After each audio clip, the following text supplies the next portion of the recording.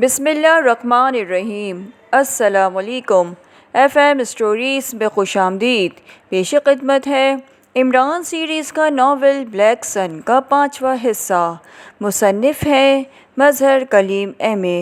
سنیے، انجوائے کیجیے۔ ہمارے چینل کو لائک اینڈ سبسکرائب کیجیے اور بیل آئیکن کے بٹن کو پریس کر دیجیے تاکہ ہر نئی آنے والی اسٹوری کا نوٹیفیکیشن سب سے پہلے آپ تک پہنچ سکے۔ جزاک اللہ۔ عمران صفدر اور جولیے کے ساتھ کوٹھی میں موجود تھا جبکہ سہیل، تنویر اور کیپٹن شکیل کار لے کر ٹموتی کو کور کرنے کے لیے جا چکے تھے۔ عمران نے رالف کو فون کر کے اسے ولنگٹن کے معروف کوبرا کلب کا حوالہ دے کر بات کر لی تھی، لیکن اس نے ملاقات کے لیے 2 گھنٹے بعد کا وقت لیا تھا تاکہ رالف کو کسی قسم کا شک نہ پڑ سکے۔ اس لیے 2 گھنٹے گزارنے کے لیے وہ تینوں ایک کمرے میں بیٹھے موجود مشن پر اظہار خیال کر رہے تھے کہ اچانک انہیں کمرے کے باہر سے سٹک سٹک کی آوازیں سنائی دی تو وہ تینوں بے اختیار چونک پڑے۔ یہ کیسی آوازیں ہیں؟ عمران نے کہا، لیکن ابھی اس کا فکر مکمل ہی ہوا تھا کہ اس کا ذہن کسی تیز رفتار لٹو کی طرح گھومنے لگا۔ اس نے اپنے ذہن کو کنٹرول کرنے کی بے حد کوشش کی، لیکن اس کا ذہن گہرے اندھیرے میں ڈوبتا چلا گیا۔ پھر جیسے گہرے بادلوں میں اچانک بجلی چمکتی ہے، اس طرح اس کے تاریک ذہن میں روشنی کی لہر سی پیدا ہوئی اور پھر یہ روشنی آہستہ آہستہ پھیلتی چلی گئی۔ عمران کی آنکھیں کھلی تو اسے اپنے جسم میں درد کی تیز لہریں دوڑتی ہوئی محسوس ہوئیں اور اس کے ساتھ ہی اس کا شعور جاگ اٹھا۔ وہ یہ دیکھ کر حیران رہ گیا تھا کہ وہ کوٹھی کے کمرے کے بجائے اپیقا سے بڑے کمرے کی ایک دیوار کے ساتھ کھڑا ہے۔ اس کے دونوں ہاتھ دیوار میں فکس کنڈوں میں سر کے اوپر جکڑے ہوئے ہیں، شاید اسی وجہ سے اس کے بازو اور جسم میں درد کی لہریں سی دوڑ رہی تھیں۔ دائیں بائیں دیکھ کر اس نے بے اختیار ہونٹ بیچ لیے، کیونکہ اس کے ساتھ ہی صفدر بھی اسی حالت میں موجود تھا، جبکہ اس کے ساتھ جولیا باوجود عورت ہونے کے اسی حالت میں جکڑا گیا تھا کہ اس کے دونوں ہاتھ اس کے سر سے بلند تھے، اور جولیا کو اس حال میں دیکھ کر اس نے بے اختیار ہونٹ بیچ لیے تھے۔ ان دونوں کے جسم نیچے کی طرف ڈھلکے ہوئے تھے، جبکہ عمران کا جسم نیچے کی طرف ڈھلکا ہوا نہیں تھا، لیکن ہوش میں آتی وہ سیدھا کھڑا ہو گیا۔ اس طرح اس کے بازو میں موجود درد کی تیز لہروں میں خاصی کمی آ گئی تھی۔ اسے یہ بات تو سمجھ آ گئی تھی کہ انہیں گیس سے بے ہوش کیا گیا ہے اور پھر اس کوٹھی سے یہاں لایا گیا ہے، لیکن ایسا کس نے کیا ہے اس کا اندازہ اسے نہ ہو رہا تھا۔ یہ بات بھی وہ جانتا تھا کہ ایسی زوردار اثر گیس کے اثرات کافی دیر تک رہتے ہیں، اس لیے جولی اور صفدر بستور بے ہوش تھے۔ البتہ عمران خود بخود ہوش میں آ گیا تھا۔ اس کی وجہ اس کی مخصوص ذہنی ورزشیں تھیں۔ کمرہ خالی تھا اور اس کے آگے موجود دروازہ بھی بند تھا۔ عمران نے کنڈوں سے ہاتھ نکالنے کی کوششیں شروع کر دی، لیکن کچھ دیر بعد اس نے ارادہ ترک کر دیا، کیونکہ کڑے خاصے تنگ تھے اور اس کا ہاتھ موڑنے اور اکٹھا ہونے کے باوجود ان کڑوں سے نہیں نکل رہا تھا۔ اب عمران نے ان پر انگلیاں پھیرنا شروع کر دی تاکہ انہیں کھولنے اور بند کرنے کے بٹن کو پریس کر کے آزادی حاصل کر سکے، لیکن کڑوں میں ایسا کوئی بٹن موجود نہ تھا۔ حالانکہ وہ جانتا تھا کہ ان کڑوں کو کھول کر ہی انہیں ان میں جکڑا گیا تھا، لیکن اب یوں لگتا تھا جیسے یہ فولاد کے کڑے اس انداز میں بنائے گئے ہیں کہ کسی صورت کھل ہی نہ سکتے ہوں۔ اس کے باوجود وہ کوشش میں مصروف تھا کہ سامنے والے دروازے کے باہر سے قدموں کی آوازیں سنائی دی تو اس نے اپنی انگلیاں روک لیں۔ اب اس کی نظریں دروازے پر جمی ہوئی تھی۔ پھر دروازہ کھلا اور 2 آدمی جو بھاری جسامت کے مالک تھے اندر داخل ہوئے۔ یہ دونوں سیاہ فام تھے۔ ان میں سے ایک نے سوٹ پہن رکھا تھا جبکہ دوسرے نے عام لباس پہن رکھا تھا اور اس کے کاندھے سے مشین گن لٹکی ہوئی تھی۔ اسے ہوش آ گیا؟ کیوں؟ کیا تم نے اسے ہوش دلایا ہے؟ گارڈ سوٹ والے نے عمران کو ہوش میں دیکھ کر اپنے ساتھی سے مخاطب ہو کر کہا۔ اس کے لہجے میں سختی تھی۔ نہیں باس، جب میں آپ کے لیے گیٹ کھولنے گیا تو یہ بے ہوش تھا، اب یہ ہوش میں ہے، گارڈ نے مؤدبانہ لہجے میں جواب دیا۔ تم نے ان کے میک اپ چیک کیے تھے؟ سوٹ والے نے کرسی پر بیٹھتے ہوئے کہا۔ یس باس، لیکن یہ میک اپ میں نہیں ہے، گارڈ نے جواب دیتے ہوئے کہا۔ کون ہو تم؟ کیا نام ہے تمہارا؟ باس نے اس بار براہ راست عمران سے مخاطب ہو کر کہا تو عمران بے اختیار چونک پڑا، کیونکہ اب وہ اس کی آواز اور لہجے کو پہچان گیا تھا۔ یہ رالف تھا، بلیک سن کا رالف، جس سے عمران نے ماسٹر گرینڈ بن کی بات کی تھی۔ میرا نام مائیکل ہے اور یہ دونوں میرے ساتھی ہیں۔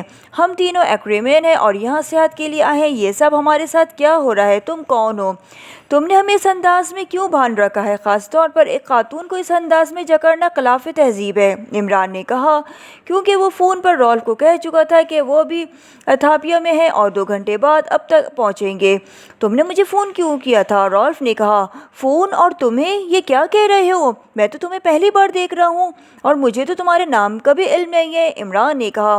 تم نے مجھے فون کیا تھا تو تمہارا نام ماسٹر گرینڈ ہے، تمہارا تعلق ولنگٹن کے کوبرا کلب سے ہے اور تم یہاں کلب بنانے کے لیے آ رہے ہو جب میں نے کوبرا کلب سے معلومات حاصل کی تو انہوں نے کسی ماسٹر گرینڈ سے واقف ہونے سے انکار کر دیا۔ پھر جس فون نمبر سے تم نے کال کی تھی اس کو چیک کیا گیا تو یہ نمبر کارسن کالونی کی کوٹھی نمبر 18 میں نصب تھا۔ وہاں چیکنگ کرائی گئی تو ہم تینوں وہاں موجود تھے۔ اس طرح تمہیں بے ہوش کر کے یہاں لایا گیا ہے۔ اب تم سیاہ بن گئے ہو، بولو کون ہو تم؟ اصل حقیقت بتاؤ تو تمہیں معاف کر سکتا ہوں، ورنہ تمہارے جسم کا ایک ایک ریشہ علیحدہ کرا دوں گا، رالف نے سخت لہجے میں کہا۔ ہو سکتا ہے میرے ساتھی نے فون کیا ہو، مجھے نہیں معلوم، عمران نے گردن موڑ کر ساتھی کڑوں میں جکڑے ہوئے کھڑے ہوئے صفدر کی طرف اشارہ کرتے ہوئے کہا۔ گارڈ ان دونوں کو بھی ہوش میں لے آؤ، رالف نے کہا۔ یس باس، گارڈ نے کہا اور کونے میں موجود الماری کی طرف بڑھ گیا۔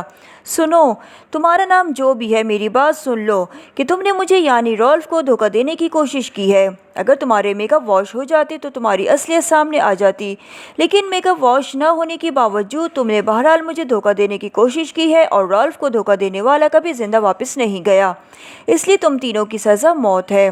اب سے کچھ دیر بعد تم نے بہرحال مرنا ہے، رالف نے بڑے متکبرانہ لہجے میں کہا۔ اگر فرض کیا کہ میرے ساتھی نے فون کر کے اپنا نام غلط بتایا تو تم سے کیا دھوکہ ہوا ہے؟ تم سے کوئی دولت چھین لی گئی ہے یا کیا ہوا ہے؟ تم اس قدر چراغ پا ہو رہے ہو، عمران نے کہا۔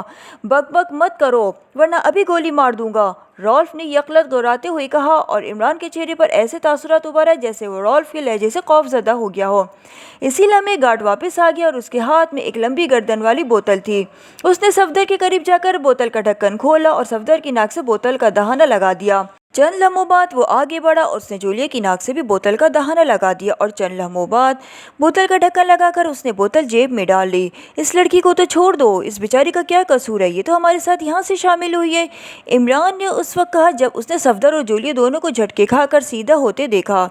دونوں کے منہ سے کراہیں نکل رہی تھیں۔ عمران سمجھ رہا تھا کہ ایسا کیوں ہو رہا ہے، کیونکہ ہاتھوں کے بل پورے جسم کے لٹکے پر بازو سمیت پورے جسم میں درد کی تیز لہریں دوڑ رہی ہوں گی، لیکن اس نے یہ الفاظ دانستہ جولیا کو سنانے کے لیے کہے تھے۔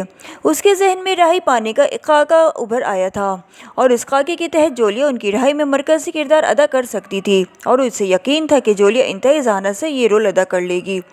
کیا نام ہے تمہارے؟ رالف نے صفدر اور جولیا کی طرف دیکھتے ہوئے سخت لہجے میں کہا، لیکن اسی لمحے جولیا نے یکلک دھاڑے مار مار کر رونا شروع کر دیا، اور اس طرح تڑپ رہی تھی جیسے اس کی جان نکل جائے گی۔ خاموش رہو ورنہ گولی مار دوں گا، رالف نے غصے سے چیختے ہوئے کہا۔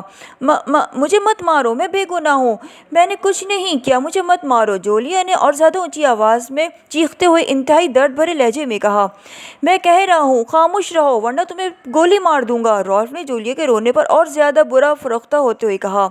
مجھے مت مارو، میں تمہاری کنیز بن کر رہنے کو تیار ہوں، مجھے مت مارو، میں ان کی ساتھی نہیں ہوں، میں تو یہاں اکیلی سیاحت کے لیے آئی تھی، انہوں نے مجھے بہلا پھسلا کر اپنے ساتھ شامل کر لیا، یہ ہوں گے تمہارے مجرم، میں نہیں ہوں، انہیں بے شک گولی مار دو مگر مجھے نہ مارو، تم جو کہو گے میں وہ کرنے کے لیے تیار ہوں، جولیا نے اور زیادہ روتے ہوئے کہا۔ اس کی آنکھوں سے واقعی آنسو اس کے گالوں پر بہہ رہے تھے۔ لڑکی تم تو اچھی ہو، ٹھیک ہے ابھی تم خاموش رہو، جب ان کا خاتمہ ہو جائے گا پھر تمہارے بارے میں سوچیں گے، رالف نے اس بار قدرے نرم لہجے میں کہا۔ میرے جسم میں شدید درد ہو رہا ہے، ایسا نہ ہو کہ میں مر جاؤں، مجھے ان کڑوں سے نکال کر بے شک فرش پر بٹھا کر رسی سے باندھ دو پلیز، جولیا نے روتے اور سسکیاں لیتے ہوئے کہا۔ گارڈ، رالف نے کہا۔ یس باس، گارڈ نے مؤدبانہ لہجے میں جواب دیتے ہوئے کہا۔ اس مصیبت کو کھول کر اور پھر کرسی پر بٹھا کر کرسی سے باندھ دو ورنہ یہ رو رو کر مر جائے گی، اور لڑکی اچھی ہے، مجھے پسند آ گئی ہے، رالف نے کہا۔ باس آپ کے کمرے میں پہنچا دوں اسے؟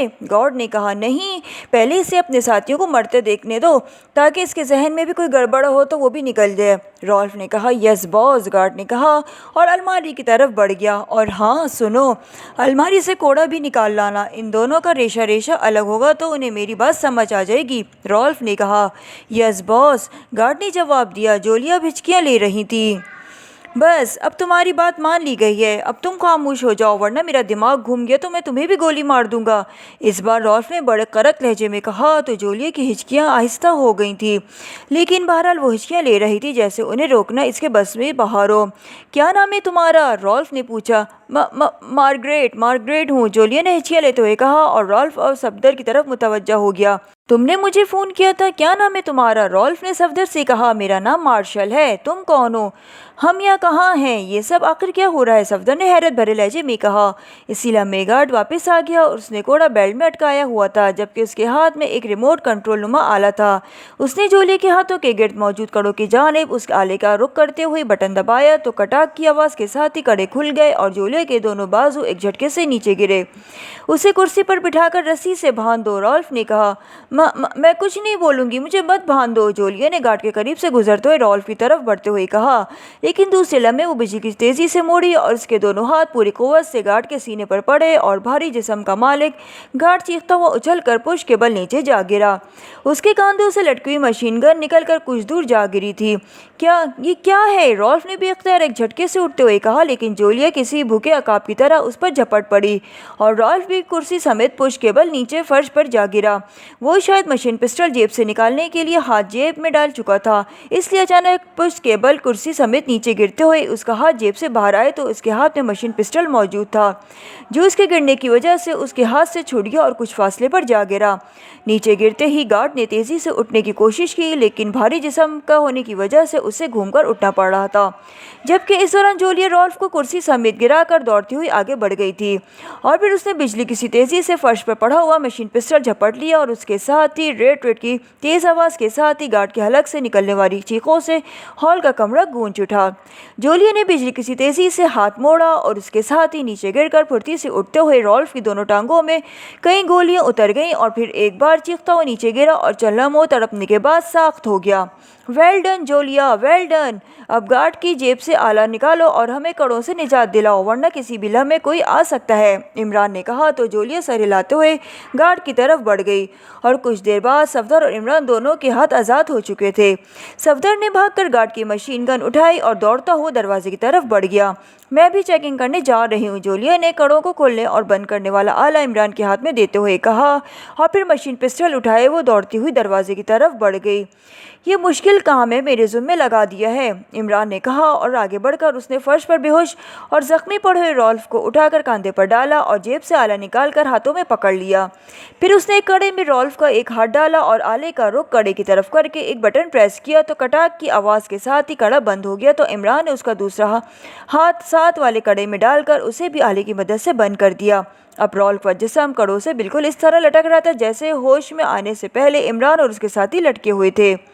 रॉल्फ की टांगों से मुसलसल खून निकल रहा था, लेकिन उसकी मिकदार इसलिए बेहद कम थी क्योंकि जोलिया ने फायरिंग इस अंदाज में की थी कि गोलियां अंदर रह जाने के बजाय खाल और गोश्त को काटती हुई बाहर निकल जाएं।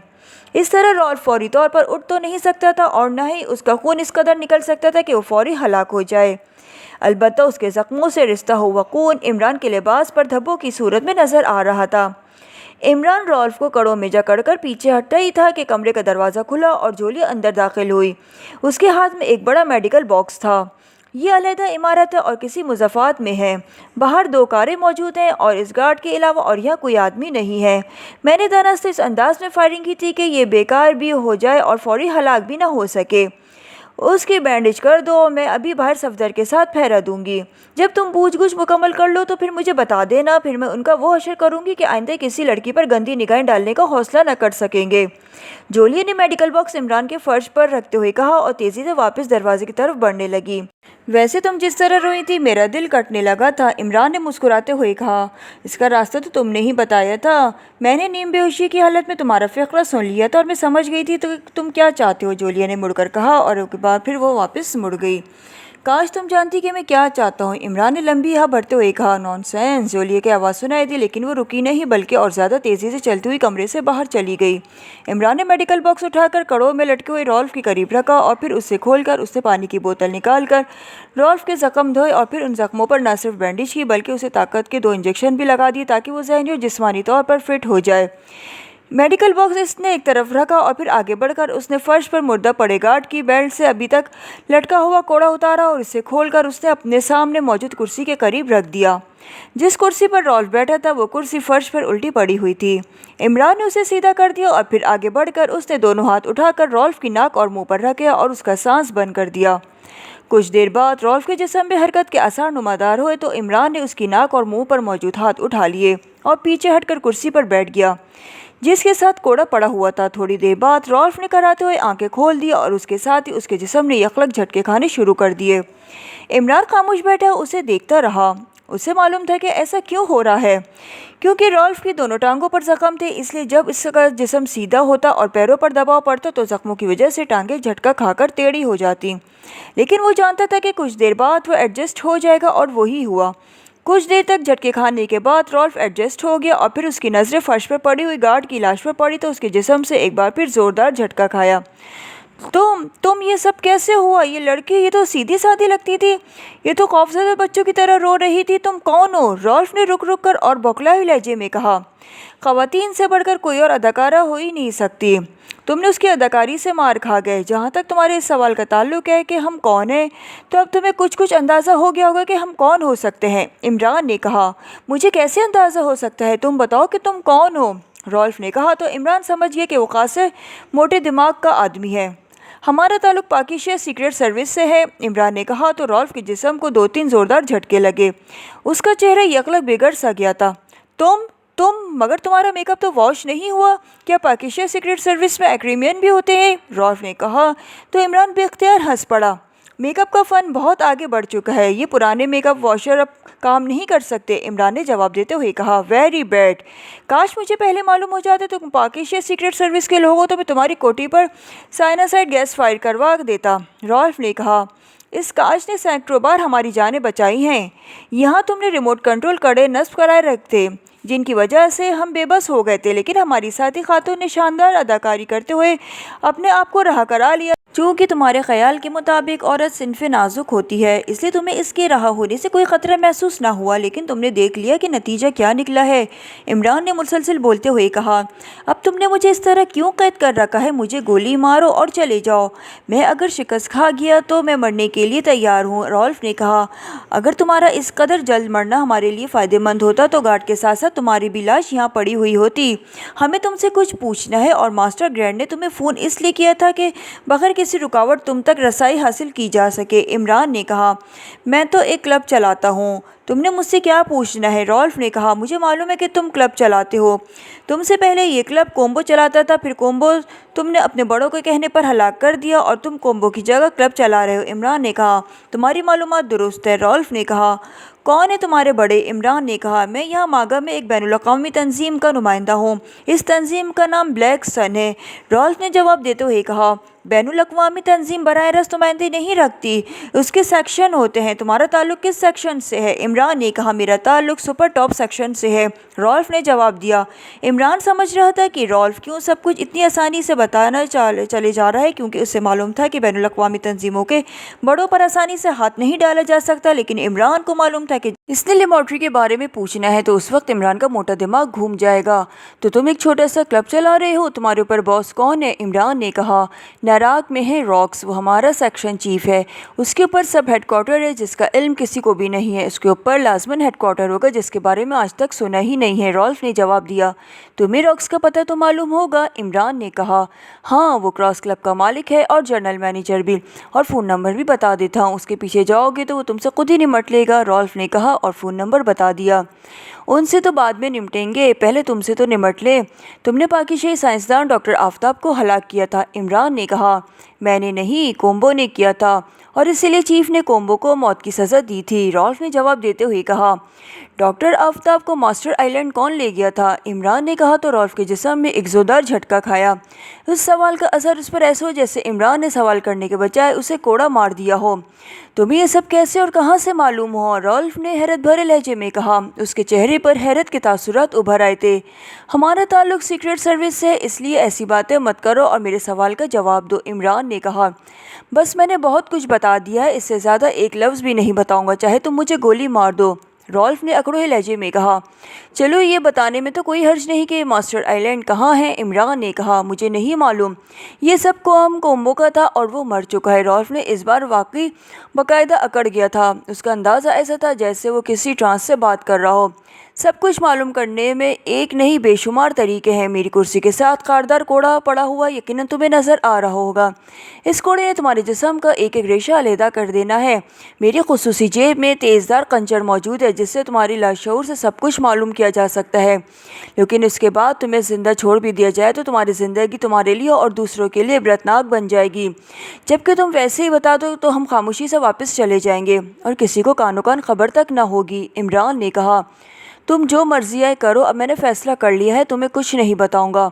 मैं अपनी तंजीम से गद्दारी नहीं कर सकता, रॉल्फ ने फैसला कुन लहजे में जवाब देते हुए कहा। ओके, तुम्हारी मर्जी, इमरान ने कहा और उठकर खड़ा हो गया। उसने कोट के अंदर मौजूद एक खुसूसी जेब से तेज़ धार कंचर निकाला और रॉल्फ की तरफ बढ़ने लगा। उसे मालूम था कि रॉल्फ की टांगों पर जिस किस्म के ज़ख्म आए हैं वो उसे टांगों से कोई ज़र्ब नहीं लगा सकता, इसलिए वो इत्मीनान से चलता हुआ आगे बढ़ा। अब मैं सिर्फ 5 तक गिनूंगा, उसके बाद इस खंजर से तुम्हारी दोनों आंखें निकाल कर चला जाऊंगा। मेरे पास और बहुत से ज़रा हैं मालूमात हासिल करने के लिए, लेकिन तुम बाकी सारी उम्र फुटपाथ पर बैठे भीख मांगने में गुजार दोगे और दुनिया का कोई रंग तुम्हें नज़र नहीं आएगा। अब मैं गिनती शुरू कर रहा हूँ। 1, 2, इमरान ने कहा और गिनती शुरू कर दी। रुक जाओ, मैं बताता हूँ। मुझे अंधा करके छोड़ने के बजाय वैसे ही मार देना, मेरी तरफ से इजाज़त है। लेकिन मैं अंधा बनकर ज़िंदा नहीं रहना चाहता, रॉल्फ ने बोलते जाओ वरना गिनती जहाँ से रुकी है वहीं से दोबारा शुरू हो जाएगी। इमरान ने सर्द लहजे में कहा, मैं बताता हूँ। पाकिस्तानी साइंसदान कोलंबो मोटर बोट के ज़रिए मास्टर आइलैंड गया था। उस साइंसदान के जहन से तमाम ज़रूरी मालूमात मशीनरी के ज़रिए हासिल करके उसे हलाक कर दिया गया ताकि किसी को पता न चले कि उसे मालूमात हासिल की गई है। उसके बाद कोलंबो ने साइंसदान की लाश पाकिस्तानी सफ़ीर के हवाले कर दी और ये कहा कि मज़ामत के वजह से साइंसदान कज़ाकों के हाथों मारा गया है। रॉल्फ बोलने पर आया तो बोलते ही चला गया। डॉक्टर आफ्ताब जिस बहरी जहाज़ में थे उसे कुन कज़ाकों ने पकड़ा था। इमरान ने कहा, ये कोलंबो को मालूम होगा, इस वक्त वही इंचार्ज था। उसने हेडक्वार्टर के हुक्म पर किसी कज़ाक ग्रुप से रब्ता किया होगा। रॉल्फ ने जवाब दिया और इमरान उसके लहजे से ही समझ गया कि वो सच बोल रहा है। मास्टर आइलैंड कहाँ है और उसके गिर्द और अंदर क्या हिफाजती इंतज़ामात है? इमरान ने पूछा। मैं एक बार अंदर गया हूँ। वैसे इस जजीरे के बाहर 4 मील के दायरे में समंदर में ऐसे सुर्ख पट्टियाँ बिछाई गई हैं जिनकी जद में इंसान कश्ती जा सकता कि मछली आ जाए तो उसके पुर्जे उड़ जाते हैं। पहली पट्टी तकरीबन जजीरे से 4 मील के फासले पर है, दूसरी पट्टी 2 मील और तीसरी पट्टी उस जजीरे के गिर्द है और इन सब को लेबॉर्ट्री के अंदर ही ऑन ऑफ किया जाता है, बाहर से नहीं। रॉल्फ ने कहा, तो लेबॉर्ट्री के अंदर लोग कैसे आते जाते हैं? इमरान ने कहा, खुसूसी हेलीकॉप्टर उन्हें ले जाते हैं और वो भी इंचार्ज डॉक्टर स्टोम की इजाज़त से, वरना उन्हें फ़िज़ा में ही तबाह कर दिया जाता है। रॉल्फ ने जवाब देते हुए कहा, अंदर लेबॉर्ट्री कहाँ है? इमरान ने कहा, जजीरे के अंदर दरख्तों का घना जंगल है। लेबॉर्ट्री अंडरग्राउंड है। एक दरख्त की जड़ में पैर मारने से भी ज़मीन का कुतबा किसी संदूक के ढक्कन की तरह उठता है और गहराई में सीढ़ियाँ जाती हैं जिनके इख्तिताम पर एक फौलादी दरवाज़ा है जो अंदर से खोला जा सकता है। फिर एक कमरा है, वहाँ बूढ़ा डॉक्टर स्ट्रोम मौजूद होता है। मैं जब गया था तो वो वहीं मौजूद था। मैंने उससे क्रश नोट्स दिए थे और उसके बाद उसने मुझे वापस भेज दिया। रॉल्फ ने कहा, तुमने जाने से पहले डॉक्टर से फ़ोन पर बात की होगी, तभी अंदर से उसने हिफाजती इंतज़ामात को ऑफ़ किया होगा। इमरान ने कहा तो रॉल्फ ने इस बात में सर हिला दिया। फ़ोन नंबर बताओ और उसे कंफर्म कराओ। इमरान ने कहा, कंफर्म कैसे? रॉल्फ ने हैरत भरे लहजे में कहा, जो मर्जी आए बात करो, लेकिन ये कंफर्म हो जाए कि वो डॉक्टर स्टोम है। इमरान ने कहा, तुम करना क्या चाहते हो? वहाँ तुम किसी सूरत ना जिंदा पहुँच सकते हो और न ही जिंदा अंदर दाखिल हो सकते हो, चाहे तुम कुछ भी कर लो। रॉल्फ ने कहा, फिर तुम्हें बेवकूफ़ होकर अपनी जान बचाने पर तवज्जो मरकूज़ रखनी चाहिए। बोलो, क्या नंबर है डॉक्टर स्टोम का? इमरान ने कहा तो रॉल्फ ने नंबर बता दिया। नंबर की साख्त बता रही थी कि नंबर सेटेलाइट से मरबूत है। इमरान ने नंबर प्रेस कर दिया और आखिर में लाउडर का बटन भी प्रेस करके उसने रिसीवर रॉल्फ के कान से लगा दिया। दूसरी तरफ से घंटी बजने की आवाज़ सुनाई दे रही थी। यस, रिसीवर उठाए जाने की आवाज़ के बाद एक मर्दाना आवाज़ सुनाई दी। ब्लैक क्लब से रॉल्फ बोल रहा हूँ, डॉक्टर स्टोम से बात करनी है। रॉल्फ ने कहा, होल्ड करें। दूसरी तरफ से कहा गया और फिर कुछ देर की खामोशी के बाद एक लरजती हुई आवाज़ सुनाई दी। आवाज़ की लर्जिश बता रही थी कि बोलने वाला खासा बूढ़ा आदमी है। मैं डॉक्टर स्टोम बोल रहा हूँ, लरजती हुई आवाज़ में कहा गया। मैं रॉल्फ बोल रहा हूँ डॉक्टर साहब, वही रॉल्फ जो आप जजीरे के अंदर मिला था और क्रश नोट्स आपको दिए थे। रॉल्फ ने बाकायदा याद कराते हुए कहा, हाँ मुझे याद आ गया है। क्यों फ़ोन किया है? डॉक्टर स्टोम ने कहा, पाकिस्तानी एजेंट ایجنٹ ماگا میں جزیرے کے بارے میں پوچھتے پھر رہے ہیں۔ ہم ان کو کور کر رہے ہیں لیکن پھر بھی آپ نے بہت محتاط رہنا ہے، رالف نے کہا۔ ہم ویسے ہی محتاط ہیں، وہ کچھ بھی کر لیں، نہ انہیں جزیرہ مل سکتا ہے اور نہ ہی وہ لیبارٹری تک پہنچ سکتے ہیں۔ ٹھیک ہے، میں محتاط رہوں گا، ڈاکٹر اسٹورم نے کہا، اور اس کے ساتھ ہی رابطہ ختم ہو گیا تو عمران نے ریسیور کریڈل پہ رکھا اور فون سیٹ لا کر واپس رکھ دیا جہاں سے اس نے رالف سے باتیں کرتے ہوئے اٹھایا تھا۔ ماسٹر آئی لینڈ کہاں ہے؟ عمران نے پوچھا۔ سمندر میں، رالف نے منہ بنا کر جواب دیتے ہوئے کہا۔ اس کا اندازہ ایسا تھا جیسے عمران کا موسیقہ اڑایا جا رہا ہو۔ ماگا کے ساحل سے کس سمت میں؟ عمران نے اس کی بات پر کوئی رد عمل ظاہر کیے بغیر بڑے اطمینان بھرے لہجے میں کہا۔ مغربی سمت، رالف نے جواب دیا۔ سنو رالف، اس جزیرے پر جب کوئی جا ہی نہیں سکتا تو پھر تمہیں تفصیل بتانے میں کیا حرج ہے؟ عمران نے کہا۔ ہاں، تم ٹھیک کہہ رہے ہو، تو پھر سنو، رالف نے کہا، اور پھر اس نے تفصیل سے ماسٹر آئی لینڈ اور وہاں ارد گرد موجود چھوٹے جزیروں کے بارے میں بتا دیا۔ عمران نے مزید سوالات کیے لیکن وہ جو اب تک بتا چکا تھا اس سے زیادہ نہ بتا سکا، تو عمران نے خنجر واپس جیب میں ڈالا اور مڑ کر بیرونی دروازے کی طرف بڑھ گیا۔ مجھے تو رہا کر دو ورنہ میں اس طرح لٹک لٹک کر مر جاؤں گا، رالف نے تیز لہجے میں کہا۔ میں نے تم سے وعدہ کیا ہے کہ میں تمہیں ہلاک نہیں کروں گا، اس لیے میرے ساتھی تمہاری رہائی کا فیصلہ کریں گے، عمران نے گردن موڑتے ہوئے کہا اور پھر تیز تیز قدم اٹھاتا ہوا کمرے سے باہر چلا گیا۔ سامنے ایک ستون کے پاس صفدر اور جولیہ دونوں موجود تھے، دونوں کے ہاتھ میں اسلحہ تھا۔ کیا ہوا عمران صاحب؟ مجھے یقین ہے کہ رالف ابھی زندہ ہوگا، صفدر نے کہا۔ ہاں، اس نے ساری تفصیل بتا دی ہے، اس لیے میں نے اسے کہا ہے کہ اس کی رہائی کا فیصلہ میرے ساتھی کریں گے۔ اس کی رہائی ہے تو وہی رہائی دلائیں گے، عمران نے جواب دیتے ہوئے مسکرا کر کہا۔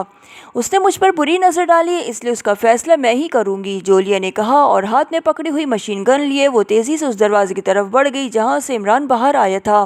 عمران صاحب، ان ریموٹ کنٹرول کڑوں کی وجہ سے ہم بری طرح پھنس گئے تھے، صفدر نے کہا۔ تم ٹھیک کہہ رہے ہو، جولیہ نے ہمت کی ہے، ورنہ ہم آسانی سے ان کڑوں سے رہا نہیں ہو سکتے تھے، عمران نے جواب دیا، اور صفدر نے اس بات میں سر ہلا دیا۔ اور پھر اندر سے مشین گن کی فائرنگ کی آواز سنائی دی تو عمران اور صفدر دونوں بے اختیار ایک طویل سانس لینے میں مجبور ہو گئے۔ راکس ناراک میں اپنے آفس میں بیٹھا کام میں مصروف تھا کہ پاس پڑے فون کی گھنٹی بج اٹھی تو راکس نے ہاتھ بڑھا کر ریسیور اٹھا لیا۔ یس، راکس نے کہا، ماگا سے براؤن کی کال ہے، وہ آپ سے ایمرجنسی میں بات کرنا چاہتا ہے۔ دوسری طرف سے اس کی فون سیکرٹری کی مترنم آواز سنائی دی۔ براؤن؟ ایمرجنسی؟ کیا مطلب؟ یہ براؤن کون ہے؟ بہرحال بات کرو، راکس نے قدرے الجھے ہوئے لہجے میں کہا۔ ماگا کے بلیک کلب سے براؤن بول رہا ہوں چیف۔ چند لمحوں بعد ایک مردانہ آواز سنائی دی، لہجہ بےحد مؤدبانہ تھا۔ کون ہو تم؟ رالف نے کہا۔ اس نے فون کیوں نہیں کیا؟ تم نے کیوں کیا ہے؟ اور کیا ایمرجنسی ہے؟ بولو، راکس نے چیختے ہوئے تیز لہجے میں کہا۔ باس، رالف کو ہلاک کر دیا گیا ہے اور میں ان کا اسسٹنٹ ہوں، میں نے یہی اطلاع دینے کے لیے فون کیا تھا، دوسری طرف سے کہا گیا تو راکس بے اختیار اچھل پڑا۔ کیا کہہ رہی ہو؟ یہ کیسے ممکن ہے؟ کیا مطلب؟ کیا ہوا؟ تفصیل سے بتاؤ، راکس نے اور زیادہ اونچی آواز میں چیختے ہوئے کہا۔ براؤن نے جو کچھ کہا تھا وہ اتنا اچانک اور ناقابل یقین تھا کہ راکس کو الٹا براؤن پر غصہ آ گیا کہ خدا نخواستہ غلط بات کہہ رہا ہے جو ممکن ہی نہیں ہے۔ باس، رالف نے شہر کے مضافات میں خصوصی پوائنٹ بنایا ہوا تھا جس کا انچارج گاٹامی ایک آدمی تھا جو اکیلا وہیں رہتا تھا۔ باس، رالف کو اتھاپیا سے فون آیا تھا کہ کچھ لوگ اتھاپیا سے آ رہے ہیں جن کا تعلق ولنگٹن سے ہے، وہ ماگا میں باس کی سرپرستی میں کلب کھولنا چاہتے ہیں۔ باس، رالف نے انہیں کال کر لیا، پھر باس کو خیال آیا تو انہوں نے چیکنگ کرائی تو پتہ چلا کہ کال اتھاپیا سے نہیں بلکہ ماگا سے کی گئی ہے۔ جس نمبر پر کال کی گئی ہے وہ ایک مقامی کالونی میں واقع ایک کوٹھی کا ہے۔ اس کوٹھی کو ٹریس کرایا گیا ہے اور جب باس نے وہاں مشینی آنکھ سے چیکنگ کرائی تو اس کوٹھی میں 2 مرد اور ایک عورت موجود تھے۔ باس نے اپنا گروپ وہاں بھجوایا کہ انہیں بے ہوش کر کے گارڈ پوائنٹ پر پہنچایا جائے۔ باس کے حکم کی تعمیل کی گئی، پھر باس کلب سے اٹھ کر گارڈ پوائنٹ پر پہنچ گئے۔ پھر تقریباً 5-6 گھنٹوں کے بعد جب باس واپس نہ آئے اور نہ ہی ان کا کوئی فون آئے تو میں نے ان سے ایک اہم مسئلے پر ہدایت لینے کے لیے گارڈ پوائنٹ پر فون کیا تو وہاں فون اٹینڈ نہ کیا گیا، جس پر میں خود وہاں گیا تو گارڈ پوائنٹ کے اندر فرش پر گارڈ کی لاش پڑی تھی، ان کو گولیوں سے چھلنی کیا گیا تھا اور وہ تینوں جو وہاں لے جائے گئے تھے وہ غائب تھے اور باس کی کار بھی وہاں موجود تھی اور باس رالف کی لاش کڑوں میں جھٹکی ہوئی تھی اور اس کے چہرے سے لے کر پیٹ تک انہیں اس طرح گولیوں سے چھلنی کر دیا گیا تھا جیسے کسی نے ان سے انتقام لیا ہو۔ میں نے فوراً ایک آدمی کے ذریعے اس کوٹھی کو چیک کرایا جہاں سے ان افراد کو اٹھایا گیا تو وہ کوٹھی خالی پڑی تھی، اس لیے میں نے آپ کو کال کیا کہ آپ جو حکم دیں۔ براؤن نے پوری تفصیل سے سب کچھ بتاتے ہوئے کہا۔ कौन लोग थे और क्या उनका मेकअप चेक किया गया था? रॉक्स ने अपने आप को संभालते हुए कहा। वो एक्रीमियंस से उनके मेकअप वॉश नहीं हुई थी, ब्राउन ने जवाब देते हुए कहा। एक्रीमियंस लेकिन हमारे खिलाफ तो पाकिस्तानी काम कर रहे हैं। ये क्या हुआ? ये कौन लोग हो सकते हैं? रॉक्स ने ऊंची आवाज़ में बड़बड़ाते हुए कहा। हम उन्हें मांगा में ट्रेस कर रहे हैं, अब आप जो हुक्म दें, ब्राउन ने कहा। तुम ब्लैक क्लब का इंचार्ज संभाल लो, रॉल्फ की जगह तुम्हें दी जाती है। इन एक्रीमियंस को ट्रेस करके इनका खात्मा कर दो और मुझे साथ साथ रिपोर्ट देते रहो, रॉक्स ने हिदायत जारी करते हुए कहा। यस बॉस, आपके हुक्म की तामील होगी। दूसरी तरफ से इस बार कदरे मुसरत भरे लहजे में कहा गया और रॉक्स ने रिसीवर रख कर बेख्तियार एक तवील सांस लिया। एक्रीमियंस ये कौन हो सकते हैं? रॉक्स ने भी ऊंची आवाज़ में बड़बड़ाते हुए कहा और फिर वो ऐसे चौंक पड़ा जैसे उसे अचानक कोई ख़ास ख्याल आ गया। उसने तेज़ी से रिसीवर उठाए और 2 नंबर प्रेस कर दिए। यस बॉस, उसने फ़ोन सेक्रेटरी की मौतबान आवाज़ सुनाई दी। मागा में रॉयल क्लब की टमोती से बात कराओ, रॉक्स ने तेज़ लहजे में कहा और रिसीवर रख दिया। उसे अचानक टमोती का ख्याल आ गया था। उसने इससे बहुत भारी मुआवजा दिया था, लेकिन अभी तक उसकी तरफ से कोई रिपोर्ट ही नहीं मिली थी, जबकि रॉल्फ की मौत की खबर इस तक पहुंच गई थी। थोड़ी देर बाद फ़ोन की घंटी बज उठी तो उसने रिसीवर उठा लिया। यस, रॉक्स ने कहा, रॉयल क्लब के डरमन से बात करें। फ़ोन सेक्रेटरी की मौतबान आवाज़ सुनाई दी। मैंने टमोती का नाम लिया था, तुमने किससे रब्ता कर लिया है? रॉक्स ने इस बार गुस्सीले लहजे में कहा। टमोती की जगह अब डरमन रॉयल क्लब का जनरल मैनेजर है बॉस। जब मैंने उससे आपका नाम लेकर टमोती से बात करने के लिए कहा तो उसने आपसे खुद बात करने का कहा। फ़ोन सेक्रेटरी ने वजाहत करते हुए कहा। कराओ बात, हर काम उल्टा हो रहा है, रॉक्स ने कहा। हेलो सर, मैं डरमन बोल रहा हूँ रॉयल क्लब से। थोड़ी देर बाद एक मर्दाना आवाज़ सुनाई दी। लहजा मौतबाना था। टमोती कहाँ है? रॉक्स ने पूछा। उसे हलाक कर दिया गया है, डरमन ने जवाब दिया तो रॉक्स एक बार फिर उछल पड़ा। क्या क्या कह रहे हो? ये कैसे मुमकिन है? इसका तो बड़ा होल्ड था मागा पर, रॉक्स ने कहा। यस सर, मैं दुरुस्त कह रहा हूँ। इसे हलाक करने वाले एक्रीमियंस थे। मागा के लोगों में इतनी जुर्रात और हिम्मत नहीं थी, डरमन ने जवाब दिया तो रॉक्स एक बार फिर एक्रीमियंस का नाम सुनकर उछल पड़ा। पहले रॉल्फ की मौत भी एक्रीमियंस का नाम लिया गया था, अब टमोती की मौत पे भी एक्रीमियंस का ही नाम लिया गया। क्या हुआ? तफसील बताओ, रॉक्स ने कहा। 2 एक्रीमी मर्द और एक औरत रॉयल क्लब में दाखिल हुए। वो टमोती से मिलना चाहते थे, लेकिन हॉल में झगड़ा हो गया और उन एक्रीमियंस ने मागा के बड़े बड़े लड़कों को ढेर कर दिया। फिर क्लब के मैनेजर स्ट्राकर के जाकर इनको कवर किया और अपने ऑफिस में ले आया। फिर उसने रेस फायर करके उन्हें बेहोश कर दिया और बॉस टमोती के हुक्म पर इन एक्रीमियन को मागा के मुज़ाफ़ात में एक ज़रूरी फॉर्म में भिजवा दिया। फिर बॉस टमोती खुद भी वहाँ पहुँच गए। स्ट्राकर भी वहीं था और जब काफ़ी वक्त तक बॉस टमोती की तरफ से कोई इत्तला मिली तो फॉर्म में फ़ोन किया गया, लेकिन किसी ने फ़ोन अटेंड नहीं किया। वहाँ आदमी भेजा गया तो वहाँ टमोती और स्ट्राकर की लाशें मिली, जबकि एक्रीमियंस गायब थे। डरमन ने तफसील बताते हुए कहा। टमोती के समय 6 अफराद को ट्रेस करने का काम में लगाया था। इसने बड़ा भारी मुआवजा भी वसूल किया था। उसका क्या हुआ? रॉक्स ने कहा। मुझे मालूम है, मैं उन्हें असिस्ट कर रहा था। आपका काम जारी है और पूरे मागा में जगह जगह मेकअप चेक करने वाले खुसूसी कैमरे काम कर रहे हैं। हमारे आदमी भी चेकिंग कर रहे हैं, लेकिन अभी तक किसी मशकूक आदमी की इत्तला नहीं मिली, डरमन ने जवाब देते हुए कहा। ब्लैक क्लब के रॉल्फ को भी हलाक कर दिया गया है और उसको हलाक करने वाले भी 2 एक्रीमियंस मर्द और एक औरत बताई जाती है। अब टमोती की हलाकत के पीछे भी 2 एक्रीमियंस मर्द और एक औरत बताई जाती है। क्या ये दोनों वारदातें एक ही ग्रुप ने की है? रॉक्स ने कहा। नहीं जनाब, ये अलग-अलग ग्रुप हैं, क्योंकि दोनों वारदातें तकरीबन एक ही वक्त में हुई है, इसलिए एक ग्रुप का 2 जगहों पर बेवक्त होना मुमकिन नहीं है, डरमन ने जवाब दिया। फिर ये यकीनन पाकिस्तानी एजेंटों की कार्रवाई है। उनकी तादाद भी 4 मर्द और 2 औरतें बताई गई हैं। यकीनन उन्होंने 2 ग्रुप्स में तकसीम होकर कार्रवाई की है, रॉक्स ने कहा। हो सकता है, लेकिन उनके मेकअप चेक नहीं हो सके, न सिर्फ खुसूसी कैमरों के बल्कि स्पेशल मेकअप वॉशर से भी, डरमन ने जवाब दिया। तुम उन्हें तलाश कर रहे हो, उनकी होली तो तुम्हें मालूम है, रॉक्स ने कहा। यस सर, हमने बॉस टमोती का भी तो इंतकाम लेना है उनसे, डरमन ने जवाब देते हुए कहा। ओके, मेरे काम पर तवज्जो देनी है, ये बेहद अहम है, रॉक्स ने कहा। मैं समझता हूँ बॉस, आप बेफिक्र रहें, डरमन ने जवाब दिया। ओके, रॉक्स ने कहा और रिसीवर रख दिया। उसके चेहरे पर शदीद उलझन के तासुरात थे। रॉल्फ और टमोती को वो पाकिस्तानी एजेंटों के खिलाफ हरकत में लाया था। दोनों ही हलाक कर दिए गए थे। ये वही पाकिस्तानी एजेंट है। मुझे सब हेडक्वार्टर को रिपोर्ट देनी चाहिए और हिदायत लेनी चाहिए, रॉक्स ने बड़बड़ाते हुए कहा और फिर मेज़ की दराज खोलकर इसने दराज में मौजूद सुर्ख रंग का कार्डलेस फ़ोन सेट निकाल कर बाहर मेज़ पर रखा और दराज बंद करके उसने फ़ोन सेट पर मौजूद एक बटन प्रेस कर दिया। इस फ़ोन पर सिर्फ चंद बटन थे, क्योंकि ये सिर्फ रिसीविंग सेट था। जो नंबर उसने प्रेस किया था उसमें सब हेडक्वार्टर का बजरिया सैटेलाइट बटन मिल गया होगा। रॉक्स कॉल करना चाहता है, अब वहाँ से उसके लिए कॉल होगी। रॉक्स समेत किसी को भी सब हेडक्वार्टर के फ़ोन नंबर का इल्म नहीं था। फिर 5 मिनट बाद सिर्फ फ़ोन की घंटी बज उठी और रॉक्स ने रिसीवर उठा लिया। हेलो, रॉक्स बोल रहा हूँ, रॉक्स ने कहा। सब हेडक्वार्टर क्यों कॉल की है? दूसरी तरफ से मशीनी आवाज़ सुनाई दी तो रॉक्स ने रॉल्फ और टमोती के बारे में मिलने वाली रिपोर्ट तफसील से बता दी। इसका मतलब है कि पाकिस्तान सीक्रेट सर्विस न सिर्फ मागा पहुंच चुकी है बल्कि इनकी अपनी कार्रवाइयों का भी आगाज़ कर दिया गया है। मशीनी आवाज़ में कहा गया। यस सर, वो ऐसे मेकअप में है जिसे ना कैमरे चेक कर रहे हैं और न ही मेकअप वॉशर, रॉक्स ने जवाब दिया। तुमने उनके बारे में गलत अंदाज़ा लगाया है और क्लब लेवल पर काम करने वाले लोगों को उनके मुकाबले पर उतारा है। ये इंतहाई तरबियत याफ्ता लोग हैं, उनके मुकाबले पर तो इन जैसे तरबियत याफ्ता और तजुर्बाकार लोगों को आना चाहिए, सब हेडक्वार्टर से कहा गया। यस सर, लेकिन मागा तो ऐसा कोई ग्रुप नहीं है, रॉक्स ने जवाब देते हुए कहा। मागा में उनका टारगेट किया गया है, मशीनी आवाज़ में कहा गया। मास्टर आइलैंड और उनमें मौजूद लेबॉर्ट्री यही टारगेट हो सकता है, रॉक्स ने कहा। ओह, तुम्हारी बात दुरुस्त है, उन्हें ज़रूर डॉक्टर आफ्ताब की हलाकत की असल वजह मालूम हो गई होगी। मास्टर आइलैंड में वाक़ बड़ी ब्लैक सन के लिए इंतहाई अहमियत रखती है। गो इसके इंतज़ामात फुल प्रूफ है लेकिन उनके बावजूद उसके खुसूसी इंतज़ामात होने चाहिए, मशीनी आवाज़ में कहा गया।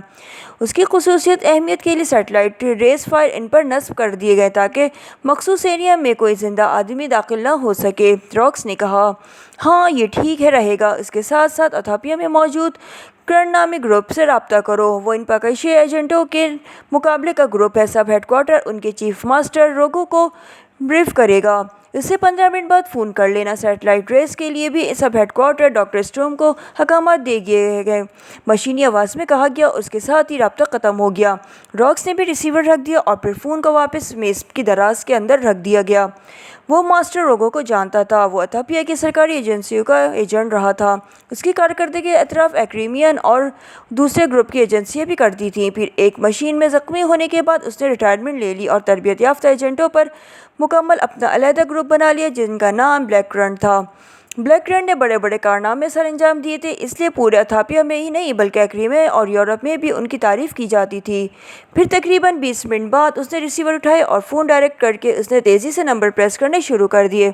ब्लैक रन क्लब, राब्ता होते ही कस्वानी आवाज़ सुनाई दी। नाराग से क्रॉस क्लब का मालिक रॉक्स बोल रहा हूँ, मास्टर रोगो से बात करो, रॉक्स ने कहा। होल्ड करें, दूसरी तरफ से कहा गया। हेलो, रोगो बोल रहा हूँ। चंद लम्हों बाद एक भारी सी मर्दाना आवाज़ सुनाई दी। रॉक्स बोल रहा हूँ, रोगो, रॉक्स ने कहा। ओह रॉक्स, तुम बड़े तवील अरसे बाद फ़ोन किया है। तुम्हारे सब हेडक्वार्टर ने अभी थोड़ी देर पहले फ़ोन किया था। इन्होंने कहा है कि तुम फ़ोन करके टास्क की तफसील बताओगे, क्या मसला है? मास्टर रोगो ने तो कहा था कि रॉक्स ने साहब का पस मंज़र बताते हुए उसे रॉल्फ और टमोती की हलाकत तक तफसील बता दी। तुम्हारे ख्याल के मुताबिक ये कार्रवाई पाकिस्तानी एजेंटों की है? मास्टर रोगो ने कहा। हाँ, दरअसल वो ब्लैक सन की खुफिया लेबॉर्ट्री को तबाह करना चाहते हैं, लेकिन उसके हिफाजती इंतजाम ऐसे हैं कि इसे ट्रेस किया जा सकता है और न इसे तबाह किया जा सकता है। लेकिन हम मागा और इस ग्रुप का खात्मा चाहते हैं, इसके लिए सब हेडक्वार्टर ने पूरा इंतखाब किया है, रॉक्स ने कहा। मैं ये टास्क ज़रूर पूरा करूँगा। मैंने भी पाकिस्तान सीक्रेट सर्विस की बहुत तारीफ़ सुनी है, तुम फिक्र मत करो। ज़्यादा से ज़्यादा 1 हफ्ते के अंदर ये लोग लाशों में तब्दील हो जाएंगे, रोगो ने कहा। मुझे तुम पर मुकम्मल एतमाद है, master Rogo. Good bye. Rocks ने रिसीवर रख कर क्रेडल दबा दिया और फिर टून आने पर उसने दोबारा एक नंबर प्रेस करना शुरू कर दिए। यस, एक लरसती हुई आवाज़ सुनाई दी।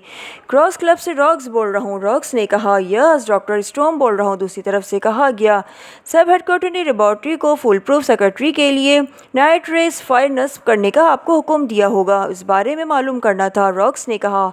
हाँ, हमने उसे नस्ब करके ऑन कर दिया है। उनकी फुल रेंज 4 मील तक रख दी है। अब जजीरे के चारों तरफ 4 मील तक कोई इंसान जिंदा आगे नहीं बढ़ सकता वरना फ़ौरन हलाक हो जाएगा, डॉक्टर स्टोम ने कहा। ओके, थैंक यू, रॉक्स ने कहा और रिसीवर रख दिया। अब उनके चेहरे पर गहरे इत्मीनान के तासुरात उभर आए थे। इमरान अपने साथियों समेत कार्सन कॉलोनी की एक और कोठी में शिफ्ट हो चुका था। पहले कोठी पर चूंकि रॉल्फ ग्रुप ने हमला करके इमरान और उसके साथियों को बेहोश किया था, इसलिए इमरान ने उस कोठी को छोड़ दिया था। मास्टर वुल्फ, जिससे उसने कोठी और कारें ली थी, उसे एक पब्लिक फ़ोन से फ़ोन करके कोठी और कारें छोड़ने की वजह बता दी थी। मास्टर वुल्फ ने ही उन्हें कार्सन कॉलोनी की एक और कोठी दे दी थी और इमरान अपने साथियों समेत इस दूसरी कोठी में मौजूद था। इमरान समेत सब ने नए मेकअप कर लिए थे। नए मेकअप के मुताबिक उनके पास कागजात मौजूद थे, अलबत्ता नाम वही थे जो पहले मेकअप में रखे गए थे। इमरान ने रॉल्फ और तनवीर के ग्रुप के टमूती खात्मा कर दिया था, लेकिन अब वो सब बैठे असल टारगेट लेबॉर्ट्री के बारे में बातें कर रहे थे। इमरान ने रॉल्फ से मास्टर आइलैंड के बारे में काफ़ी हद तक मालूमात हासिल कर ली थी, लेकिन उसके हिफाजती इंतजामात के बारे में जो कुछ बताया गया था वो खासा ख़तरनाक था और इमरान इस मामले में जल्दी नहीं करना चाहता था, जबकि उसके सारे साथी फ़ौरन इस पर रेड करने के हक़ में थे। तुम्हें अब मज़ीद किस चीज़ का इंतज़ार है? जोलिया ने कहा। दो बातें गौर तलब हैं। एक तो ये है कि ब्लैक सन हमारा आसानी से पीछा नहीं छोड़ेगी। उनके दो मुकामी ग्रुप्स के सरबराह हलाक हुए हैं, उनके किसी बड़े पर अभी हाथ नहीं डाला गया। दूसरी बात यह है कि रॉल्फ की मौत के बाद उन्होंने सारी तवज्जो समंदर पर लगा दी होगी और मास्टर आइलैंड की तरफ से कोई मोटर बोट एक ख़ास हद तक से आगे नहीं जाती, इसलिए भी हमें आसानी से चेक कर लेंगे, बल्कि हम पर हमला भी कर सकेंगे। इसलिए मैं कोई ऐसा रास्ता चाहता हूँ जिससे हम खामोशी से वहाँ पहुँच सके, इमरान ने कहा। तो फिर यहाँ बैठे रहने से मसाइल हल हो जाएंगे, तनवीर ने कहा। तो इमरान ने रिसीवर उठाया और नंबर प्रेस करने शुरू कर दिया। आखिर में उसने ऑर्डर का बटन भी प्रेस कर दिया, जिससे दूसरी तरफ बजने वाली घंटी की आवाज़ सुनाई देने लगी। यस, मास्टर वुल्फ बोल रहा हूँ। रब्ता होते ही एक मर्दाना आवाज़ सुनाई दी। माइकल बोल रहा हूँ, स्पेशल मोटर बोट का ऑर्डर दिया था, कोई इत्तला नहीं दी आपने? इमरान ने कहा। स्पेशल मोटर बोट का ऑर्डर दे दिया गया है, 2 रोज़ बाद पहुँच जाएगी। जनूबी अफ्रीका का इस ऑर्डर देना पड़ता है। दूसरी तरफ से कहा गया, यहाँ कोई ऐसा ग्रुप है जो हमारे लिए मालूमात हासिल कर सके? इमरान ने कहा। किस किस्म की मालूमात? मास्टर वुल्फ ने पूछा। ऐसा ग्रुप जो ब्लैक सन के लिए काम कर रहा हो, इस बारे में मालूमात, इमरान ने कहा। हम खुद यही काम करते हैं, आप मुआवजा दें, आपको आपकी मतलूबा मालूमात मुहैया कर दी जाएगी, मास्टर वुल्फ ने जवाब दिया। कितना मुआवजा लेंगे आप? इमरान ने पूछा। सिर्फ $1,00,000, मास्टर वुल्फ ने जवाब दिया। आपके आदमी हनरी को जो यहाँ कोठी थी, इसे मुआवजा दे देंगे? इमरान ने कहा। हाँ, इसे रकम देकर भेज दें। जैसे ही रकम मेरे पास पहुँचेगी मैं खुद आपको फ़ोन कर दूंगा, मास्टर वुल्फ ने जवाब दिया। ओके, इमरान ने कहा और रिसीवर रख दिया। हनरी को बुलाओ, इमरान ने कहा तो सफदर उठकर कमरे से बाहर चला गया। तुम किस टाइप की मालूमात हासिल करना चाहते हो? जोलिया ने कहा। यही कि हमारे खिलाफ समंदर में तो कोई ट्रिप नहीं बिछाया गया, इमरान ने कहा। तो जोलिया ने इस बात में सर हिला दिया। थोड़ी देर बाद सफदर के साथ एक मुकामी आदमी अंदर दाखिल हुआ। ये इस कोठी का चौकीदार हनरी था। उसने सबको सलाम किया। इमरान ने कोट की अंदरूनी जेब से बड़ी मालियत की नोटों की एक गड्डी निकाली और $1,00,000 के नोट अलहदा करके उसने हनरी की तरफ बढ़ा दिए। ये $1,00,000 लो और मास्टर वुल्फ के पास पहुँच जाओ। ये इसे देने हैं, लेकिन ख्याल रखना कहीं रास्ते में ज़ाया ना कर देना, इमरान ने कहा। आप बेफिक्र रहें सर, हनरी ने जवाब दिया और नोट की तय करके उसने अपने कोट की अंदरूनी जेब में डालकर सलाम किया और बाहर जाने के लिए मुड़ गया। फाटक बंद करने के लिए सफदर भी उसके पीछे बाहर चला गया। तकरीबन 1 घंटे बाद फ़ोन की घंटी बज उठी तो इमरान के हाथ बढ़ाकर रिसीवर उठा लिया। यस, माइकल बोल रहा हूँ, इमरान ने क्रीमियन लहजे में कहा। मास्टर वुल्फ बोल रहा हूँ, मुआवजा मुझे मिल गया है। अब आप बताएं कि आप क्या मालूमात चाहते हैं? मास्टर वुल्फ ने कहा। तुम्हें मास्टर आइलैंड के बारे में इल्म है? इमरान ने कहा। मुझे तो बहुत कुछ मालूम है, आप बताएं आप क्या चाहते हैं? मास्टर वुल्फ ने कहा। मैं चाहता हूँ कि इस मास्टर आइलैंड की हिफाजत के लिए जो इक़दाम किए गए हैं उनसे बचकर वहाँ पहुँच जाओ, इमरान ने कहा। इसका मतलब है कि रॉल्फ और टमूती आपके हाथों हलाक हुए हैं? वैसे उन्हें हलाक करके आपने मागा के रहने वालों पर एहसान किया है। इन दोनों ने सबको परेशान कर रखा था, और अगर ये दुरुस्त है तो फिर ब्लैक सन ने आपके खिलाफ एक इंतहाई ख़तरनाक ग्रुप ब्लैक करंट को मैदान में उतारा है। ये ग्रुप अथापिया का है। उसका चीफ मास्टर रोगो, जो अथापिया का सरकारी एजेंसी का मारूफ एजेंट है, उसका एक ज़ेली ग्रुप मागा में भी है, लेकिन वो खुफिया रहकर काम करते हैं। यह मौजूद ग्रुप का चीफ कार्सन है, जो एजेंसी में काम करता रहता है। इस कार्सन ने मास्टर आइलैंड के चारों तरफ एक एक मोटर बोट पहुँचा दी है जिनमें मिसाइल नस्ब है, और कोई भी मोटर बोट, जहाज़ या कोई और चीज़ इनकी हदूद में दाखिल होगी तो उसे मिसाइल फायर करके तबाह कर दिया जाएगा। और समंदर के अंदर मौजूद हिफाजती इक़दाम अलहदा हैं, मास्टर वुल्फ ने कहा। इस कार्सन का ऑफिस कहाँ है? इमरान ने पूछा। कार्सन नाम का एक छोटा सा और बाज़ार गैर अहम क्लब है, वो वहाँ बैठता है, मास्टर वुल्फ ने जवाब दिया। तुम्हें इस बारे में मालूमात कैसे मिली? इमरान ने पूछा। मेरा धंधा ही यही है, मागा में कोई नया काम होता है तो मुझे इत्तला मिल जाती है और फिर लिए इत्तलात महंगी कीमत पर फरोख्त कर दी जाती है। मास्टर वुल्फ ने जवाब देते हुए कहा, क्या उनसे बचकर मास्टर आइलैंड पहुंचने का कोई रास्ता या तरीका है? इमरान ने कहा, एक रास्ता था लेकिन अब वो काम नहीं देगा। मास्टर वुल्फ ने कहा, क्या मतलब? खुलकर बात करो। इमरान ने कहा, मुझे इत्तला मिली है कि ब्लैक सन के एक्रीमियन चीफ रॉक्स ने कार्सन से कहा है कि ब्लैक सन के सब हेडक्वार्टर ने मास्टर आइलैंड में ऐसा आला नस्ब कर दिया जिसकी वजह से मास्टर आइलैंड से 4 मील के फासले तक चारों तरफ कोई भी कश्ती, मोटर बोट और जहाज दाखिल होगा, सेटेलाइट रेस फायर करके वो खुद ब खुद तबाह हो जाएगा। इसके लिए कार्सन वहाँ की हिफाजत के बजाय मागा में ट्रेस करके आपको हलाक करे। ऐसी सूरत में वहाँ जाने का अब कोई खुफिया रास्ता करामत नहीं रहा। मास्टर वुल्फ ने कहा, फिर कार्सन ने क्या किया है? क्या समंदर में टास्क ख़त्म कर दिया है या नहीं? इमरान ने पूछा। इसने दोनों जगहों पर काम शुरू कर दिया है। मास्टर वुल्फ ने जवाब देते हुए कहा, कौन सी रेस इस्तेमाल की जा रही है, क्या ये मालूम हो सकता है? इमरान ने कहा, हाँ, क्योंकि रॉल्फ से पहले चीफ कॉम्बो ने यह आला लेबॉर्ट्री भिजवाया था और इसे वेलिंगटन की वजह से खुफिया मार्केट से खरीदा था। इस बारे में मुझे मालूम है। माकूल मुआवजा देकर वहाँ से मालूमात हासिल की जा सकती है। मास्टर वुल्फ ने जवाब दिया, ठीक है, मालूमात हासिल कर लो और रकम मिल जाएगी। इमरान ने कहा, ओके, मैं मालूमात हासिल करके खुद ही फ़ोन करता हूँ। मास्टर वुल्फ ने कहा और उसके साथ ही राब्ता ख़त्म हो गया। तो इमरान ने भी रिसीवर रख दिया। इस लेबॉर्ट्री को फुल प्रूफ बनाने की कोशिश की जा रही है। अगर हमें उनके रेस के बारे में मालूमात ना मिलती तो हम मखसूस एरिया में दाखिल होते ही खुद ब खुद लाशों में तब्दील हो जाते। इमरान ने कहा, इमरान साहब, इस बार आप आगे बढ़ने से हिचकिचा रहे हैं। इससे पहले हमने बेशुमार लेबॉर्ट्रियाँ तबाह की हैं जिनके हिफाजती इंतजाम इससे भी ज़्यादा फुल प्रूफ थे। सफदर ने कहा, वहाँ तक पहुंचने और अंदर दाखिल होने का मामूली सा स्कोप भी मिल जाए तो हम आगे बढ़ सकते हैं, वरना सिवाय खुदकुशी के और कोई रास्ता नहीं रहता। इमरान ने कहा, हेलीकॉप्टर यहाँ से उड़ाओ, जो जजीरे पर उतर जाओ। तनवीर ने कहा, जिस तरह उसकी रेस की वजह से मोटर बोट और बहरी जहाज तबाह होगा, इसी तरह हेलीकॉप्टर भी तबाह हो जाएगा। उन्होंने मौत का घेरा डाल रखा है। इमरान ने कहा, आप उनकी रेस का कोई तोड़ तो कर सकेंगे? सफदर ने कहा, पहले मुझे मालूम तो हो कि ये रेस कौन सी है। उनकी कारकर्दगी सामने रखकर उसका कोई तोड़ बनाया जा सकता है। इमरान ने कहा, इमरान साहब, आप डॉक्टर स्टोम को अपने हक़ में इस्तेमाल करें, वो ऑल इन ऑल हैं। कैप्टन शकील ने कहा, यह आखिर हुरबा होगा। इमरान ने मुस्कुराते हुए कहा और फिर इसी तरह बातें होती रहीं कि फ़ोन की घंटी बज उठी तो इमरान ने रिसीवर उठा लिया।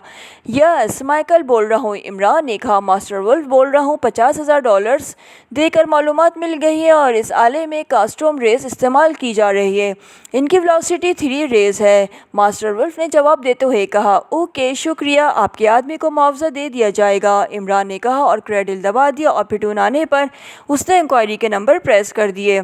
Yes, inquiry please. राब्ता होते ही एक नुस्वानी आवाज़ सुनाई दी। कार्सन क्लब का नंबर थे। इमरान ने कहा तो दूसरी तरफ से नंबर बता दिया गया। इमरान ने एक बार फिर क्रेडल दबाया और पिटून आने पर इंक्वायरी के बताए हुए नंबर प्रेस कर दिए। Carson club. राब्ता होते एक मर्दाना आवाज़ सुनाई दी, वेलिंगटन से मास्टर बोल रहा हूँ, कार्सन से बात करो। इमरान ने लहजा बदलकर बात करते हुए कहा, होल्ड करें। दूसरी तरफ से कहा गया, हेलो, कार्सन बोल रहा हूँ। चंद लम्हों बाद एक दूसरी मर्दाना आवाज़ सुनाई दी, होगान बोल रहा हूँ, वेलिंगटन से। इमरान ने कहा, यस मास्टर, हुकुम। दूसरी तरफ से कदरे मौदबाना लहजे में कहा गया, मुझे इत्तला मिली है कि तुम मागा में पाकिस्तानी एजेंटों के खिलाफ काम कर रहे हो। इमरान ने कहा, यस मास्टर, हेड ऑफिस के हुक्म पर ऐसा हो रहा है। कार्सन ने जवाब दिया, मैं भी उनके खिलाफ काम करना चाहता था लेकिन वक्त ही नहीं मिला। इन लोगों ने मेरे ग्रुप का खात्मा कर दिया था। मैंने भी उनसे इंतकाम लेना है लेकिन ये लोग इंतहाई ख़तरनाक हैं। तुम इनके खिलाफ क्या इक़दाम कर सकते हो? इमरान ने कहा, उनका टारगेट यहाँ एक जजीरा है। हमने उनके खिलाफ एक हिफाजती सर्कल बना दिया गया है और हम वहाँ उनका इंतज़ार कर रहे हैं। जैसे ही ये वहाँ पहुँचेंगे हम इनका खात्मा यकीनी कर देंगे। कार्सन ने कहा, मागो तो छोटा सा शहर है, वहाँ इनको ट्रेस करके ख़त्म कर दो। इमरान ने कहा, ये लोग मेकअप के माहिर हैं और यहाँ हर मुल्क के सियाह का वजूद है। इनको ट्रेस करना मुश्किल हो रहा है, इसलिए हमने तमाम तवज्जो इस जजीरे पर दी हुई है। कार्सन ने कहा, ओके, गोली मेरी तरफ से भी उन्हें मार देना, मैं तुम्हें $10 लाख इनाम भेज दूंगा। इमरान ने कहा, यस मास्टर, ऐसा ही होगा। कार्सन ने मुसरत भरे लहजे में कहा और उसके साथ ही इमरान ने रिसीवर रख दिया। ये होगान कौन है? इमरान साहब, सफदर ने मुस्कुराते हुए कहा, वेलिंगटन का सियाफाम अफराद का एक बहुत बड़ा गैंगस्टर है। तमाम एक्रीमिया के स्याफाम उसकी इज्जत करते हैं, इमरान ने कहा, और सफदर ने इस बात में सर हिला दिया। इस सारी गुफ्तगू का क्या फ़ायदा हुआ? जोलिया ने मुंह बनाते हुए कहा। दो अहम बातें मालूम हो गई। एक तो यह है कि आलम में कास्ट्रोम रेस इस्तेमाल की गई है। इनका तोड़ बेहद आसान है। ये रेस वसी रेंज में काम करती है और सेटेलाइट के ज़रिए भी टारगेट पर फायर की जा सकती है। ये टारगेट पर मौजूद ठोस चीज़ों को तबाह कर देती है, लेकिन अगर इस ठोस चीज़ के करीब या अंदर गास्ट रेस मौजूद हो तो कास्ट्रोम रेस का रुख खुद ब खुद मुड़ जाता है, और गास्ट रेस बारूद में भी मौजूद होती है। इसलिए अगर थोड़ा सा बारूद खुला हुआ मोटरबोट में रख दिया जाए तो कास्ट्रोम रेस टारगेट को हिट नहीं कर सकती। ये बेहद अहम बात है। दूसरी बात यह है कि हमें अब मागा में गार्सन क्लब पर हमला करने की ज़रूरत नहीं। अब हमने मास्टर आइलैंड को निशाना बनाना है। कास्ट्रोम रेस और गार्सन के अफराद मोटरबोट्स को ख़त्म करने के साथ साथ जजीरे के गिर्द समंदर में जो सर्कल बनाए गए हैं, इनका भी खात्मा करके ही हम जजीरे पर पहुंच सकेंगे, इमरान ने कहा। तो फिर कब इस काम का आगाज़ करोगे? तनवीर ने बेचैन से लहजे में कहा। जब स्पेशल मोटरबोट यहाँ पहुँच जाएगी, इमरान ने कहा, और तनवीर ने इस तरह मुंह बनाया जैसे इसे बेहद मायूसी हुई हो। कार्सन लंबे कद लेकिन वर्जिशी जिस्म का मालिक था। उसके अंदाज में और फुर्ती नुमाया थी। वो इस वक्त अपने क्लब के ऑफिस में बैठा हुआ था और पास पड़े फ़ोन की घंटी बज उठी तो कार्सन ने हाथ बढ़ाकर रिसीवर उठा लिया।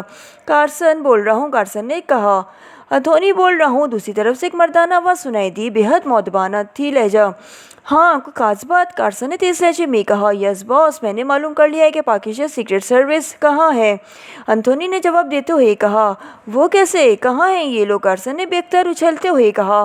बॉस, कार्सन कॉलोनी की कोठी नंबर 303 में ये लोग मौजूद हैं। इनकी तादाद 6 है, 4 मर्द और 2 औरतें, और ये 6 के 6 एक्रीमियन मेकअप में हैं, लेकिन ये हैं पाकिस्तानी। एंथोनी ने बड़े एतमाद भरे लहजे में कहा। कैसे तुमने इस कदर हतमी नतीजे पर पहुंच गए हो? कार्सन ने कहा। इसका अंदाज़ा ऐसा था जैसे इसे एंथोनी पर यकीन ही ना आ रहा हो।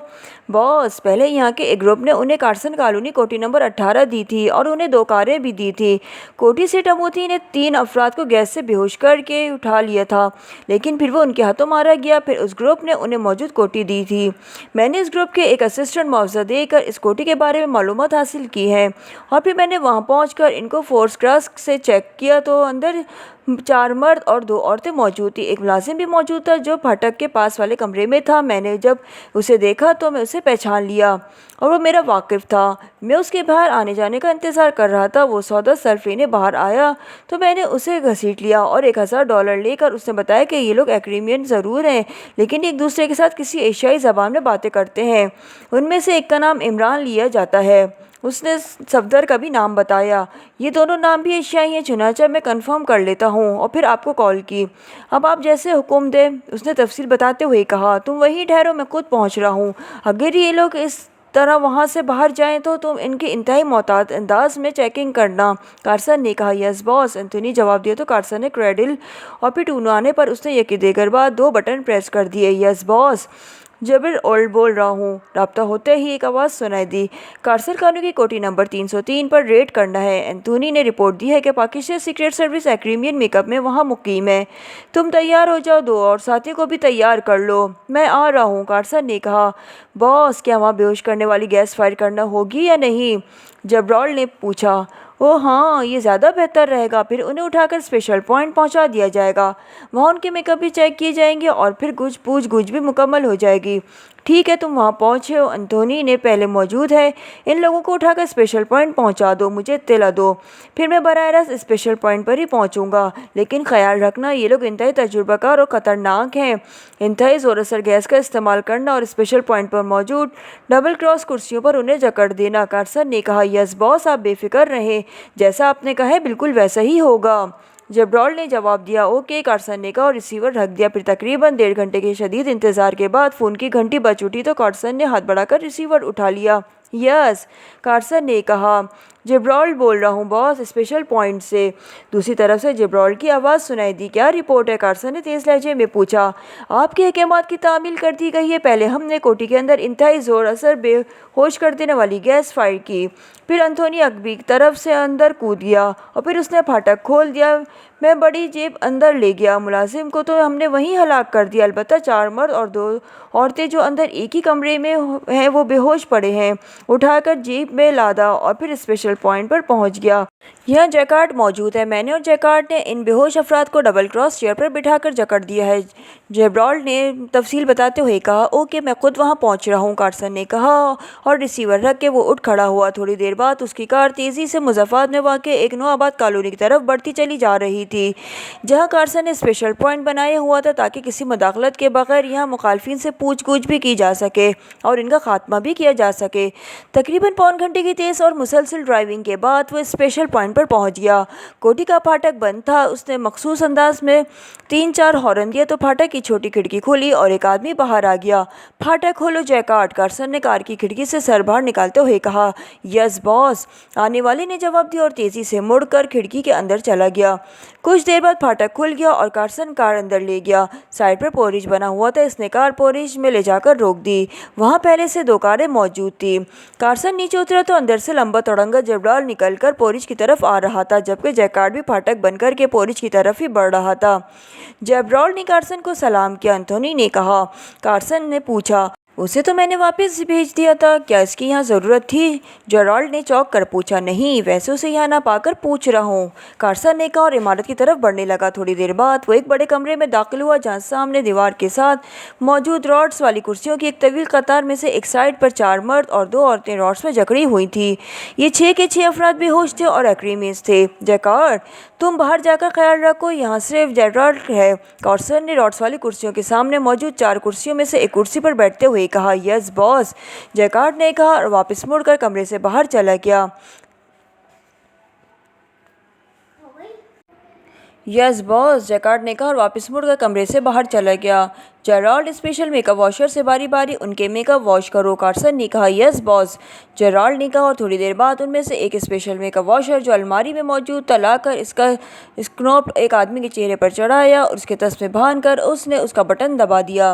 कंटोप में सुर्ख रंग का धुआं सा फैला और कुछ देर बाद धुआं खुद ब खुद गायब हो गया। तो जेराल्ड ने तस्मे खोलकर कंटोप उतारा तो सामने बैठा हुआ कार्सन बेख्तियार चौंक पड़ा, क्योंकि मेकअप वॉश नहीं हुआ था। दोबारा कंटोप चढ़ाकर गोल्डन बटन प्रेस करो, कार्सन ने कहा और जेराल्ड ने हुक्म की तामील की। इस बार बटन दबते ही कंटोप में सफ़ेद रंग का धुआं भर गया। फिर जब ये धुआं गायब हुआ तो जेराल्ड ने कंटोप उतारा तो तब भी मेकअप वॉश नहीं हुआ था। ये मेकअप में नहीं है बॉस, जेराल्ड ने कहा। सबको बारी बारी इस तरह चेक करो, कार्सन ने कहा और जेराल्ड ने उसकी हिदायत के मुताबिक सबके मेकअप चेक किए, लेकिन किसी का मेकअप वॉश न हुआ। जैकार्ड को बुलाओ, कार्सन ने कहा तो जेराल्ड बैरूनी दरवाजे की तरफ बढ़ गया। थोड़ी देर बाद जेराल्ड और जैकार्ड दोनों कमरे में दाखिल हुए। यस बॉस, जैकार्ड ने अंदर आकर मौतबाना लहजे में कहा। एक्रीमिया से एक मेकअप वॉशर भिजवाया गया था जिसमें खुसूसी मादा इस्तेमाल किया जाता है, वो मौजूद है? कार्सन ने पूछा। यस बॉस, उसका मादा चूँकि बेहद महंगा है इसलिए आपने उसे इस्तेमाल करने से मना कर दिया था, जैकार्ड ने जवाब दिया। हाँ, लेकिन एंथोनी के बकौल ये एशियाई है जबकि उनके मेकअप वॉश नहीं हो रहे। अब आखिरी सूरत में उसे इस्तेमाल करते हैं, वरना फिर उन्हें इसी हालत में हलाक करके किसी वीरान जगह पर फेंक देंगे। और क्या करें? कार्सन ने कहा। यस बॉस, जैकार्ड ने कहा और वापस मुड़ गया। बैठो, कार्सन ने जेराल्ड से कहा और जेराल्ड इसके साथ वाली कुर्सी पर बैठ गया। थोड़ी देर बाद जैकार्ड एक बड़ा सा बैग उठाए वापस आया। उसने बैग खोलकर उसमें मौजूद मेकअप वॉशर बाहर निकाला और ट्रॉली पर मौजूद पहला स्पेशल मेकअप वॉशर उठाकर नीचे रखा और बैग से बरामद होने वाला मेकअप वॉशर ट्रॉली पर रखकर उसने उसके साथ मुंसलिक कंटोप को एक आदमी के सर और चेहरे पर चढ़ाकर उसे क्लैप कर दिया और फिर मेकअप वॉशर को दीवार में मौजूद स्विच बोर्ड के साथ मुंसलिक करके उसने बटन प्रेस कर दिए। हल्की हल्की आवाज़ के साथ ही कंटोप का रंग कसमसी होना शुरू हो गया। थोड़ी देर बाद जैकार्ड ने वॉशर को ऑफ कर दिया। कंटोप में मौजूद कसमसी रंग की लाइट गायब होना शुरू हो गई। जब रंग पूरी तरह गायब हो गया तो उसका क्लिप खोलने और फिर कंटोप को उतार कर कार्सन के साथ साथ जैकार्ड भी बेख्तियार उछल पड़ा, क्योंकि पहले ये आदमी एक्रीमियन था, अब वो एशियाई नज़र आ रहा था। तो ये खुसूसी मेकअप में थे।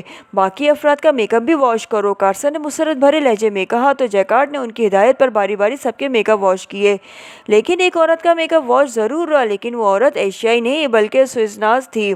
ये उनकी दोस्त होगी। ठीक है, अब ये वॉशर वापस रखो और उन्हें एंटीग्रेस से होश में ले आओ, कार्सन ने कहा। तो जैकार्ड ने उनके अहकामात पर अमल कर दिया। एंटी गैस सूंघने के कुछ देर बाद इन सब के जिस्मों में हरकत के असर नुमाया होना शुरू हो गए।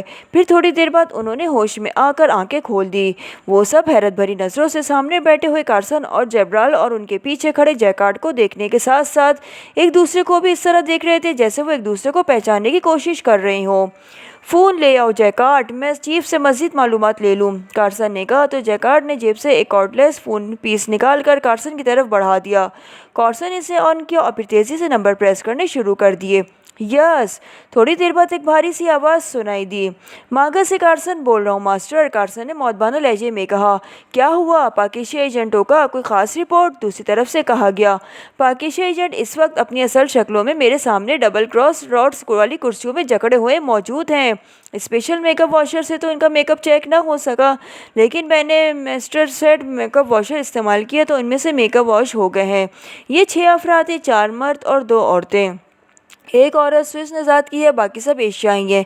अब आप मज़ीद अहकामात दें, कार्सन ने कहा। वेरी गुड कार्सन, तुमने वाकई कारनामा सर अंजाम दिया है।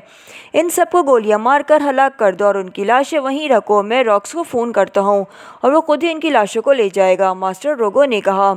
यस बॉस, हुक्म की तामील होगी, कार्सन ने कहा और फ़ोन ऑफ करके उसने इस जैकार्ड की तरफ बढ़ा दिया।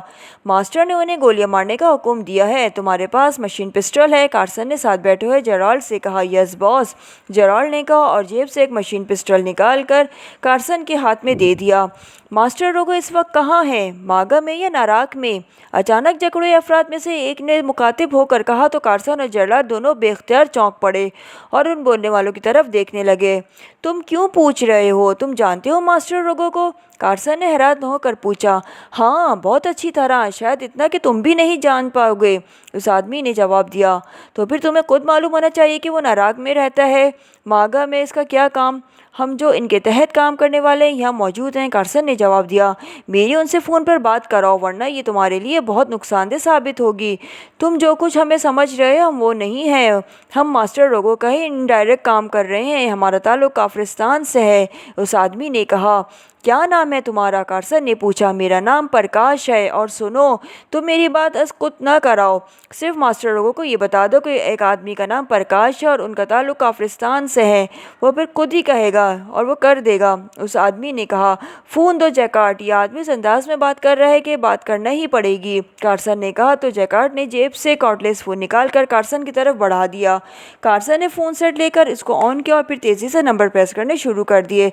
लाउडर का बटन भी प्रेस कर दो, प्रकाश ने कहा। तो कार्सन ने आखिर में लाउडर का बटन भी प्रेस कर दिया। उसके साथ ही दूसरी तरफ बजने वाली घंटी की आवाज़ सुनाई देने लगी और फिर रिसीवर उठा लिया। यस, भारी आवाज़ में आवाज़ सुनाई दी। मागा से कार्सन बोल रहा हूँ मास्टर, कार्सन ने कहा। क्या हुआ? हुक्म की तामील कर दी गई है या नहीं? दूसरी तरफ से कहा गया।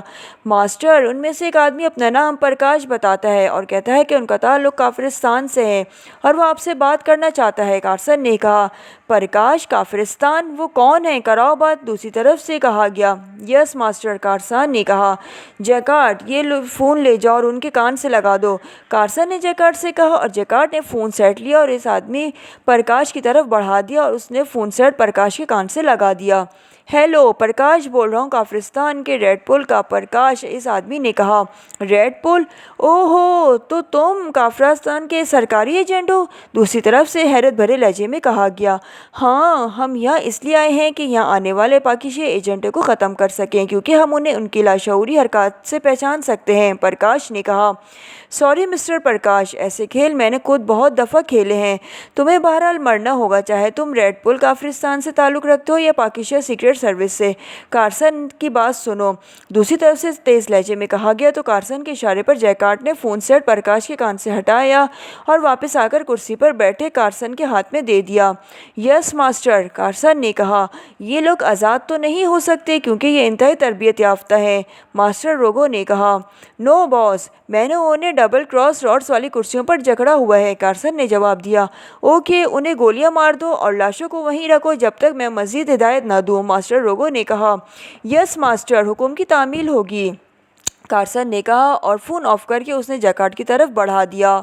जैकार्ड ने फ़ोन ले लिया तो कार्सन ने उसको गोद में रखा हुआ मशीन पिस्टल उठा लिया। बस, अब मज़ीद तो कोई बात नहीं, कार्सन ने बड़े तंज़िया अंदाज में कहा। एक मिनट, इस जैकार्ड को कहो कि मेरे कोट के अंदर वाली जेब में दस्तखत शुदा गारंटीड चेक मौजूद है, वो निकाल ले। तुम्हारी फायरिंग से वो ख़राब हो जाएंगे और मैंने तो मर जाना है। मेरे किस काम आएंगे, लेकिन तुम्हें फ़ायदा हो जाएगा, 10 करोड़ डॉलर्स के हैं। इस पर प्रकाश ने कहा, तुम वाकई हमें अहमक समझ रहे हो, लेकिन इस तरह तो बातों से तुम्हारी ज़िंदगी नहीं बच सकेगी। कार्सन ने मुंह बनाते हुए कहा। यस बॉस, जैकार्ड ने कहा और तेज़ी से उस आदमी प्रकाश की तरफ बढ़ गया जो साइड की कुर्सी पर बैठा हुआ था। जैकार्ड उसके सामने खड़ा होकर झुका ताकि उसके कोट की जेबों को चेक कर सके, लेकिन वो यकलक चीखता हुआ फिजा में उठा और सामने बैठे हुए कार्सन और जेराल्ड से टकराया और इन दोनों को कुर्सियों समेत साथ नीचे फर्श पर गिरा दिया। कमरा धमाका और चीखों से गूंज उठा था। उसके साथ ही उस आदमी प्रकाश के दोनों हाथ कुर्सी की साइडों पर रखे और उसका सर आगे की तरफ झुकता चला गया। पलक झपकने में उसका पूरा जिस्म कुर्सी की रॉड से बाहर आ चुका था और वो पसार खाकर वहां से जा खड़ा हुआ जहां कार्सन के हाथ से निकला हुआ मशीन पिस्टल पड़ा हुआ था।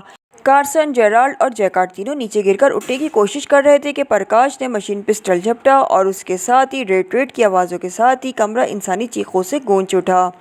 इमरान अपने साथियों समेत दूसरी कोठी में एक कमरे में बैठा मौजूदा मिशन पर ही गुफ्तगू कर रहा था कि अचानक उसकी नाक से नामानुस सी बू टकराई और वो अभी चौंका ही था कि उसका जहन गहरे अंधेरों में डूबता चला गया।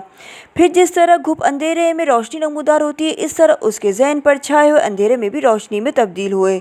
तो वो देखकर हैरान हो गया कि वो कोठी के कमरे के बजाय एक बड़े हॉल नुमा कमरे में रॉड्स में जकड़ा हुआ बैठा है और उसके साथ ही उसके सारे साथी भी इसी तरह रॉड्स में जकड़े हुए हैं और सबके जिस्मों में हरकत के आसार नुमाया हैं। उसके साथ साथ ये देखकर उसके जहन को झटका लगा कि उसके सारे साथी अपने असल चेहरों में थे।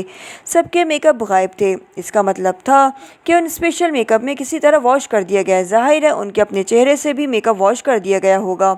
सामने कुर्सियों पर 2 आदमी बैठे हुए थे जबकि एक आदमी उनके अकब में ही खड़ा था। फिर एक आदमी ने फ़ोन करके किसी मास्टर रोगो से बात की और उस बातचीत से इमरान को मालूम हुआ कि इस बात करने वाले का नाम कार्सन है। इमरान चूँकि साइड कुर्सी पर बैठा हुआ था, इसलिए उसने अपने पैर को मोड़ा और थोड़ी देर बाद उसका पैर कुर्सी के नफी रॉड तक पहुंच गया। उसने बोर्ड की टूक से मदद से कुर्सी के अगबी रॉड्स में मौजूद रॉड्स का बटन तलाश करना शुरू कर दिया और फिर वो अपनी कोशिश में कामयाब हो गया। उसने बोर्ड की टोन से बटन प्रेस कर दिया, लेकिन रॉड्स खुलने नहीं बल्कि अलबत्ता उसमें मामूली सी हरकत ज़रूर हुई। इमरान हैरान रह गया कि ऐसा क्यों है। फिर उसने वक्त लेने के लिए कार्सन से बातें शुरू कर दी। उसने अपना नाम प्रकाश बताया और अपने साथियों का ताल्लुक काफिरिस्तान से बताया। फिर अगरचे वो किसी मास्टर रोगों को नहीं जानता था, लेकिन उसने फ़ोन पर इस बात की और इस काफिरिस्तान की सरकारी एजेंसी रेड पोल का हवाला दिया। इसका मकसद ये था कि उससे बात लंबी हो जाएगी और इस दौरान कोई दूसरा बटन भी तलाश कर लेगा, लेकिन मास्टर रोगो और कार्सन दोनों ने बात करने से इनकार कर दिया। अलबत्ता मास्टर रोगो और कार्सन की आपस में गुफ्तगू की वजह से इमरान का उलझा हुआ मसला हल हो गया। कार्सन ने मास्टर रोगो को बताया कि उसने इमरान और उसके साथियों को डबल क्रॉस रॉड्स वाली कुर्सियों में जकड़ा रखा है और ये सुनते ही इमरान पर सारी हकीकत रोशन हो गई। इसका मतलब था कि पहले कुर्सी का अगबी तरफ मौजूद बटन प्रेस करना पड़ेगा और उसके रॉड समेत जाएंगे और फिर स्विच बोर्ड पर मौजूद बटन प्रेस करके रॉड्स को वापस कुर्सी से गायब किया जाएगा और जब तक दोनों हुर्बे इस्तेमाल ना किए जाएं, रॉड्स मुकम्मल तौर पर खुल नहीं सकते। इमरान ने कुर्सी के अगबी पाए पर मौजूद बटन प्रेस करते हुए रॉड्स में मौजूद जो मामूली सी हरकत देखी थी वो इनके सिमटने की थी। इस तरह इमरान को उनसे निजात हासिल करने के लिए बाकायदा कलाबाजी खाना ज़रूरी था, लेकिन सामने बैठे हुए कार्सन और उसके साथियों के सामने वो ऐसा किस तरह कर सकता था। कार्सन के हाथ में मशीन पिस्टल मौजूद था और इसे आसानी से गोली मार सकता था, इसलिए इमरान ने जेब में दस्तखत शुदा गारंटी चेक की मौजूदगी की बात की। उसे मालूम था कि लाखों डॉलर्स के चेक्स की मौजूदगी एक ऐसी बात है जो लाजमन इंसान के दिल को ललचा देती है। फिर रॉड्स भी मौजूद थे। बज़ाहिर उन्हें कोई ख़तरा भी नहीं था, लेकिन इमरान रॉड से निजात हासिल करने के लिए कुछ करना चाहता था।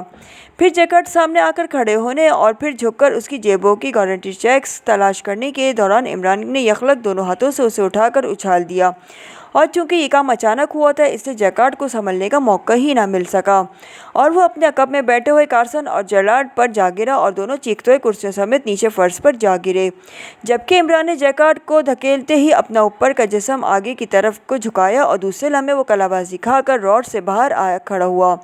ये सब कुछ इस कदर तेज़ी से हुआ कि जैकार्ड और जेराल्ड और कार्सन तीनों जिस लम्हे में धमाकों से नीचे गिरे थे, इसी लम्हे इमरान ने अपने आप को रॉड से रहा करा लिया था। क्योंकि कुर्सी के अगबी पाए में मौजूद बटन वो प्रेस कर चुका था, जिससे रॉड्स खुले तो ना ही सिमटे लेकिन सिमट गए थे, जिसकी वजह से इमरान को बाहर निकलने का मौका मिल गया था।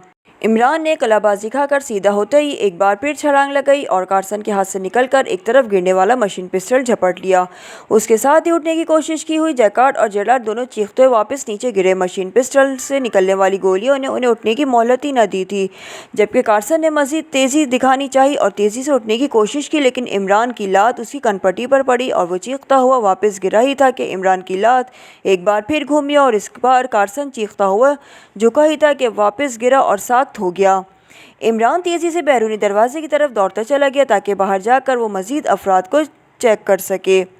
ये इमारत भी मज़ाफ़ात में थी और इमारत में उनके अलावा और कोई आदमी मौजूद न था। इमरान वापस कमरे में दाखिल हुआ और उसने दरवाजे के साथ स्विच बोर्ड पर मौजूद एक ही कतार की सूरत में मौजूद सुर्ख रंग के बटनों को तेज़ी से ऑफ करना शुरू कर दिया, लेकिन रॉड्स अपनी जगह मौजूद थे। इमरान ने आगे बढ़कर अपने साथियों को कुर्सियों के अगबी पायों में मौजूद बटन पर प्रेस करने शुरू कर दिए, चूँकि स्विच बोर्ड पर मौजूद बटन पहले ही ऑफ हो चुके थे। इसलिए जैसे कुर्सी के अगबी पाए पर मौजूद बटन प्रेस हुए तो खटाखटाक की आवाज़ के साथ ही रॉड्स गायब हो गया और उसके साथ ही इमरान के सब साथी डबल क्रॉस रॉड्स से निजात हासिल करके उठ खड़े हुए। इमरान साहब, इस बार तो किस्मत साथ दे गई थी, लेकिन ये लोग अहमकों की तरह गारंटीड चेक्स तलाश करने लग गए। सफदर ने कहा, जब मुकाबिल को तहफ़्फ़ुज़ का एहसास हो, क्योंकि हम तो डबल स्विच रॉड्स में जकड़े हुए, तो फिर ये लालच अपना काम ही कर जाता। पहले इन कार्सन को उठाकर एक कुर्सी पर डालो ताकि उनसे पूछ-गुछ की जा सके। इमरान ने कहा तो सफदर ने इस बात में सर हिला दिया और फिर कैप्टन शकील की मदद से उन्होंने फर्श पर बेहोश पड़े हुए कार्सन को उठाकर एक कुर्सी पर डाल दिया। इमरान ने अगबी पाइप का बटन प्रेस किया, जबकि सफदर ने दरवाजे की तरफ स्विच बोर्ड पर मौजूद बटन प्रेस करने शुरू कर दिए और फिर एक बटन के प्रेस होते ही खटाक की आवाज़ के साथ ही रॉड समूदार हो गए और कार्सन का जिस्म रॉड्स में जकड़ गया। इससे क्या पूछना है, गोली मार दो इसे और चलो, तनवीर ने मुंह बनाते हुए कहा। कार्सन के आदमियों की मोटर बोट्स ने जजीरे को चारों तरफ से घेरा हुआ है, मैं इनका बंदोबस्त करना चाहता हूँ, इमरान ने कहा और आगे बढ़कर इसने दोनों हाथों से इसका मुंह और नाक बंद कर दिया, जबकि सफदर ने नीचे गिरी हुई दोनों कुर्सियाँ उठाकर सीधी कर दी। दो कुर्सियाँ सीधी मौजूद थी। जोलिया और स्याला इन कुर्सियों पर बैठ गईं, जबकि सफदर, कैप्टन शकील और तनवीर कमरे से बाहर चले गए। जब कार्सन के जिस्म में हरकत के आसार नमूदार होने लगे तो इमरान ने हाथ हटाया और पीछे हटकर जोलिया के साथ वाली कुर्सी पर बैठ गया। इन लोगों ने न सिर्फ हमें ट्रेस कर लिया बल्कि हमारे मेकअप भी साफ़ कर दिए। इसका मतलब यह है कि ये लोग बेहद तरबियत याफ्ता हैं, जोलिया ने कहा। हाँ, ये बाकायदा एजेंसी से मुतालिक रहे हैं, आम बदमाश और गुंडे नहीं हैं, इमरान ने कहा और इस सिला में कार्सन ने आंखें खोल दी और उसके साथ ही उसने लाशऊरी तौर पर उठने की कोशिश की, लेकिन रॉड्स में जकड़े होने की वजह से वो सिर्फ कसमसा कर रह गया। लेकिन इस झटके से उसकी आंखों में मौजूद धन गायब हो गई और शऊर की चमक उभर आई। ये क्या मतलब, तुम डबल क्रॉस रॉड से कैसे आज़ाद हो गए? कार्सन ने हैरत भरे लहजे में कहा। तुमने मास्टर रॉगो को ये बताकर हम डबल क्रॉस रॉड्स में जकड़े हुए हैं मेरी मुश्किल हल कर दी थी। मुझे मालूम हो गया था कि ये रॉड्स डबल सिस्टम के तहत बंद होते और खुलते हैं। एक बटन जो कुर्सी के अगबी पाए में था वो मैंने प्रेस कर दिया था, जिससे इतना हो गया था कि मेरे जिस्म के गिर्द मौजूद रॉड समेट कर इकट्ठे हो गए और जैकार्ड की आड़ लेते ही मैं कलाबाजी खाकर बाहर आ गया। इमरान ने जवाब देते हुए कहा, काश मैं तुम्हारे चक्कर में ना आता तो आज इस हालत में ना होता। ठीक है, मैं मरने के लिए तैयार हूँ, मुझे गोली मार दो, हमारे यहाँ शिकस्त का यही मतलब होता है, कार्सन ने कहा। तुम्हें मारकर हमें क्या मिलेगा? इमरान ने कहा। तो क्या तुम मुझे ज़िंदा छोड़ दोगे? कार्सन ने चौंक कर कहा। उसके चेहरे पर हैरत थी। अगर तुम हमारे साथ ताउन करो तो तुम्हें खराज भी नहीं आने देंगे, इमरान ने कहा। कैसा ताउन? क्या मतलब? मैं क्या ताउन कर सकता हूँ? कार्सन ने कहा। तुम्हारे आदमियों ने 4 मोटर बोट्स मास्टर आइलैंड के गिर्द मौजूद हैं, उन्हें वापस बुला लो, इमरान ने कहा। उससे तुम्हें क्या मिलेगा? क्योंकि तुम 4 मील के दायरे में कभी दाखिल ही नहीं हो सकते। इमरान ने भी सर्कल मौजूद है और फ़िज़ा में भी, कार्सन ने जवाब दिया। जो तुमसे कहा जा रहा है वो करो, जल्दी बताओ करते हो या नहीं? हमारे साथ जो होगा वो हमारा मुकद्दर, इमरान ने कहा। ठीक है, मैं तैयार हूँ, मुझे रॉड से रहा कर दो, मैं बात करता हूँ, कार्सन ने कहा। किससे बात करोगे? इमरान ने पूछा। मेरी जेब में स्पेशल ट्रांसमीटर मौजूद है, कार्सन ने जवाब देते हुए कहा। तो इमरान उठा और उसने साइड पर खड़े होकर कार्सन की जेबों की तलाशी लेना शुरू कर दी। चल लम्होबात वो एक जेब से छोटा साइज़ का लेकिन जदीद तरीन ट्रांसमीटर बरामद करने में कामयाब हो गया। फ्रीक्वेंसी बताओ, इमरान ने कहा। तो कार्सन ने फ्रीक्वेंसी बताकर इमरान ने ट्रांसमीटर पर कार्सन की बताई फ्रीक्वेंसी एडजस्ट की और उसको ऑन कर दिया। खुसूसी ट्रांसमीटर था जो फ़ोन के से अंदाज में काम करता था। اس لیے اس میں ہر فقرے کے آخر میں اوور کہنے کی ضرورت نہیں تھی۔ عمران نے ٹرانسمیٹر کارسن سے کان لگا دیا۔ ہیلو، کراک بول رہا ہوں۔ چند لمحوں بعد ایک مردانہ آواز سنائی دی۔ کارسن بول رہا ہوں، کراک۔ کارسن نے کہا، یس باس، حکم دوسری طرف سے کہا گیا۔ تم اپنی بوٹ سمیت باقی بوٹس کو واپس لے جاؤ، اب وہاں نگرانی کی ضرورت نہیں ہے، سیٹلائٹ ریس فائنڈ وہاں نصب کر دیے گئے ہیں۔ کارسن نے کہا، اوکے باس، دوسری طرف سے کہا گیا، اور رابطہ ختم ہو گیا تو عمران نے ٹرانسمیٹر آف کر دیا۔ اب یہ بتاؤ کہ تم کبھی ماسٹر آئی لینڈ پر گئے ہو؟ عمران نے پیچھے ہٹتے ہوئے کہا، نہیں، میں کبھی نہیں گیا۔ یہ مشن ہمیں اب ملا ہے، ورنہ ہمیں تو اس لیبارٹری کا علم ہی نہیں تھا۔ اسے بلیک کلب ڈیل کرتا ہے۔ کارسن نے جواب دیا تو عمران کو اس کے لہجے سے ہی معلوم ہو گیا تھا کہ وہ درست کہہ رہا ہے۔ اوکے، میرے ساتھی آ کر تمہیں رہا کر دیں گے، عمران نے کہا، اور جولی اور سالیہ کو ساتھ آنے کا اشارہ کر کے وہ واپس مڑ گیا۔ مشین پسٹل مجھے دو، جولیا نے تیز لہجے میں کہا، لیکن عمران کوئی جواب دیے بغیر دروازے کی طرف بڑھتا چلا گیا۔ مجبوراً جولی اور سالیہ بھی اس کے پیچھے کمرے سے باہر آ گئیں۔ خواتین مردوں کو ہلاک کرتی اچھی نہیں لگتیں، جبکہ ہمارے ساتھ تنویر جیسا جلاد موجود ہے، تو پھر ہم تمہیں کیوں ایسا خوفناک کام کرنا چاہتی ہو؟ عمران نے مسکراتے ہوئے کہا، وطن دشمنوں کے خلاف میں بھی جلا دوں۔ جولیا نے کہا، کیا ہوا عمران صاحب؟ اسی لمحے صفدر نے قریب آ کر کہا، یہ لو مشین پسٹل، اور ان کارسن کا خاتمہ کر دو۔ اس کے بعد ہم نے ماسٹر ولف کے پاس جانا ہے تاکہ جب تک اسپیشل موٹر بوٹ جنوبی افریقہ سے یہاں نہ پہنچ جائے ہم وہیں رہیں۔ اب کوٹھیوں سمیت ہمیں ٹریس کر لیا جاتا ہے، عمران نے کہا تو صفدر نے اس کے ہاتھ سے مشین پسٹل لیا اور سر ہلاتا ہوا اندر کی طرف بڑھتا چلا گیا۔ سامعین، کہانی کا 5واں حصہ یہاں پر اپنے اختتام پر پہنچتا ہے۔ آگے کے ایڈونچر کے لیے نئے پارٹ کا انتظار کیجیے۔ FM اسٹوریز کو سپورٹ کیجیے، ہمارے چینل کو لائک اینڈ سبسکرائب کیجیے۔ سبھی سننے والوں کا بے حد شکریہ۔ جزاک اللہ۔ اللہ حافظ۔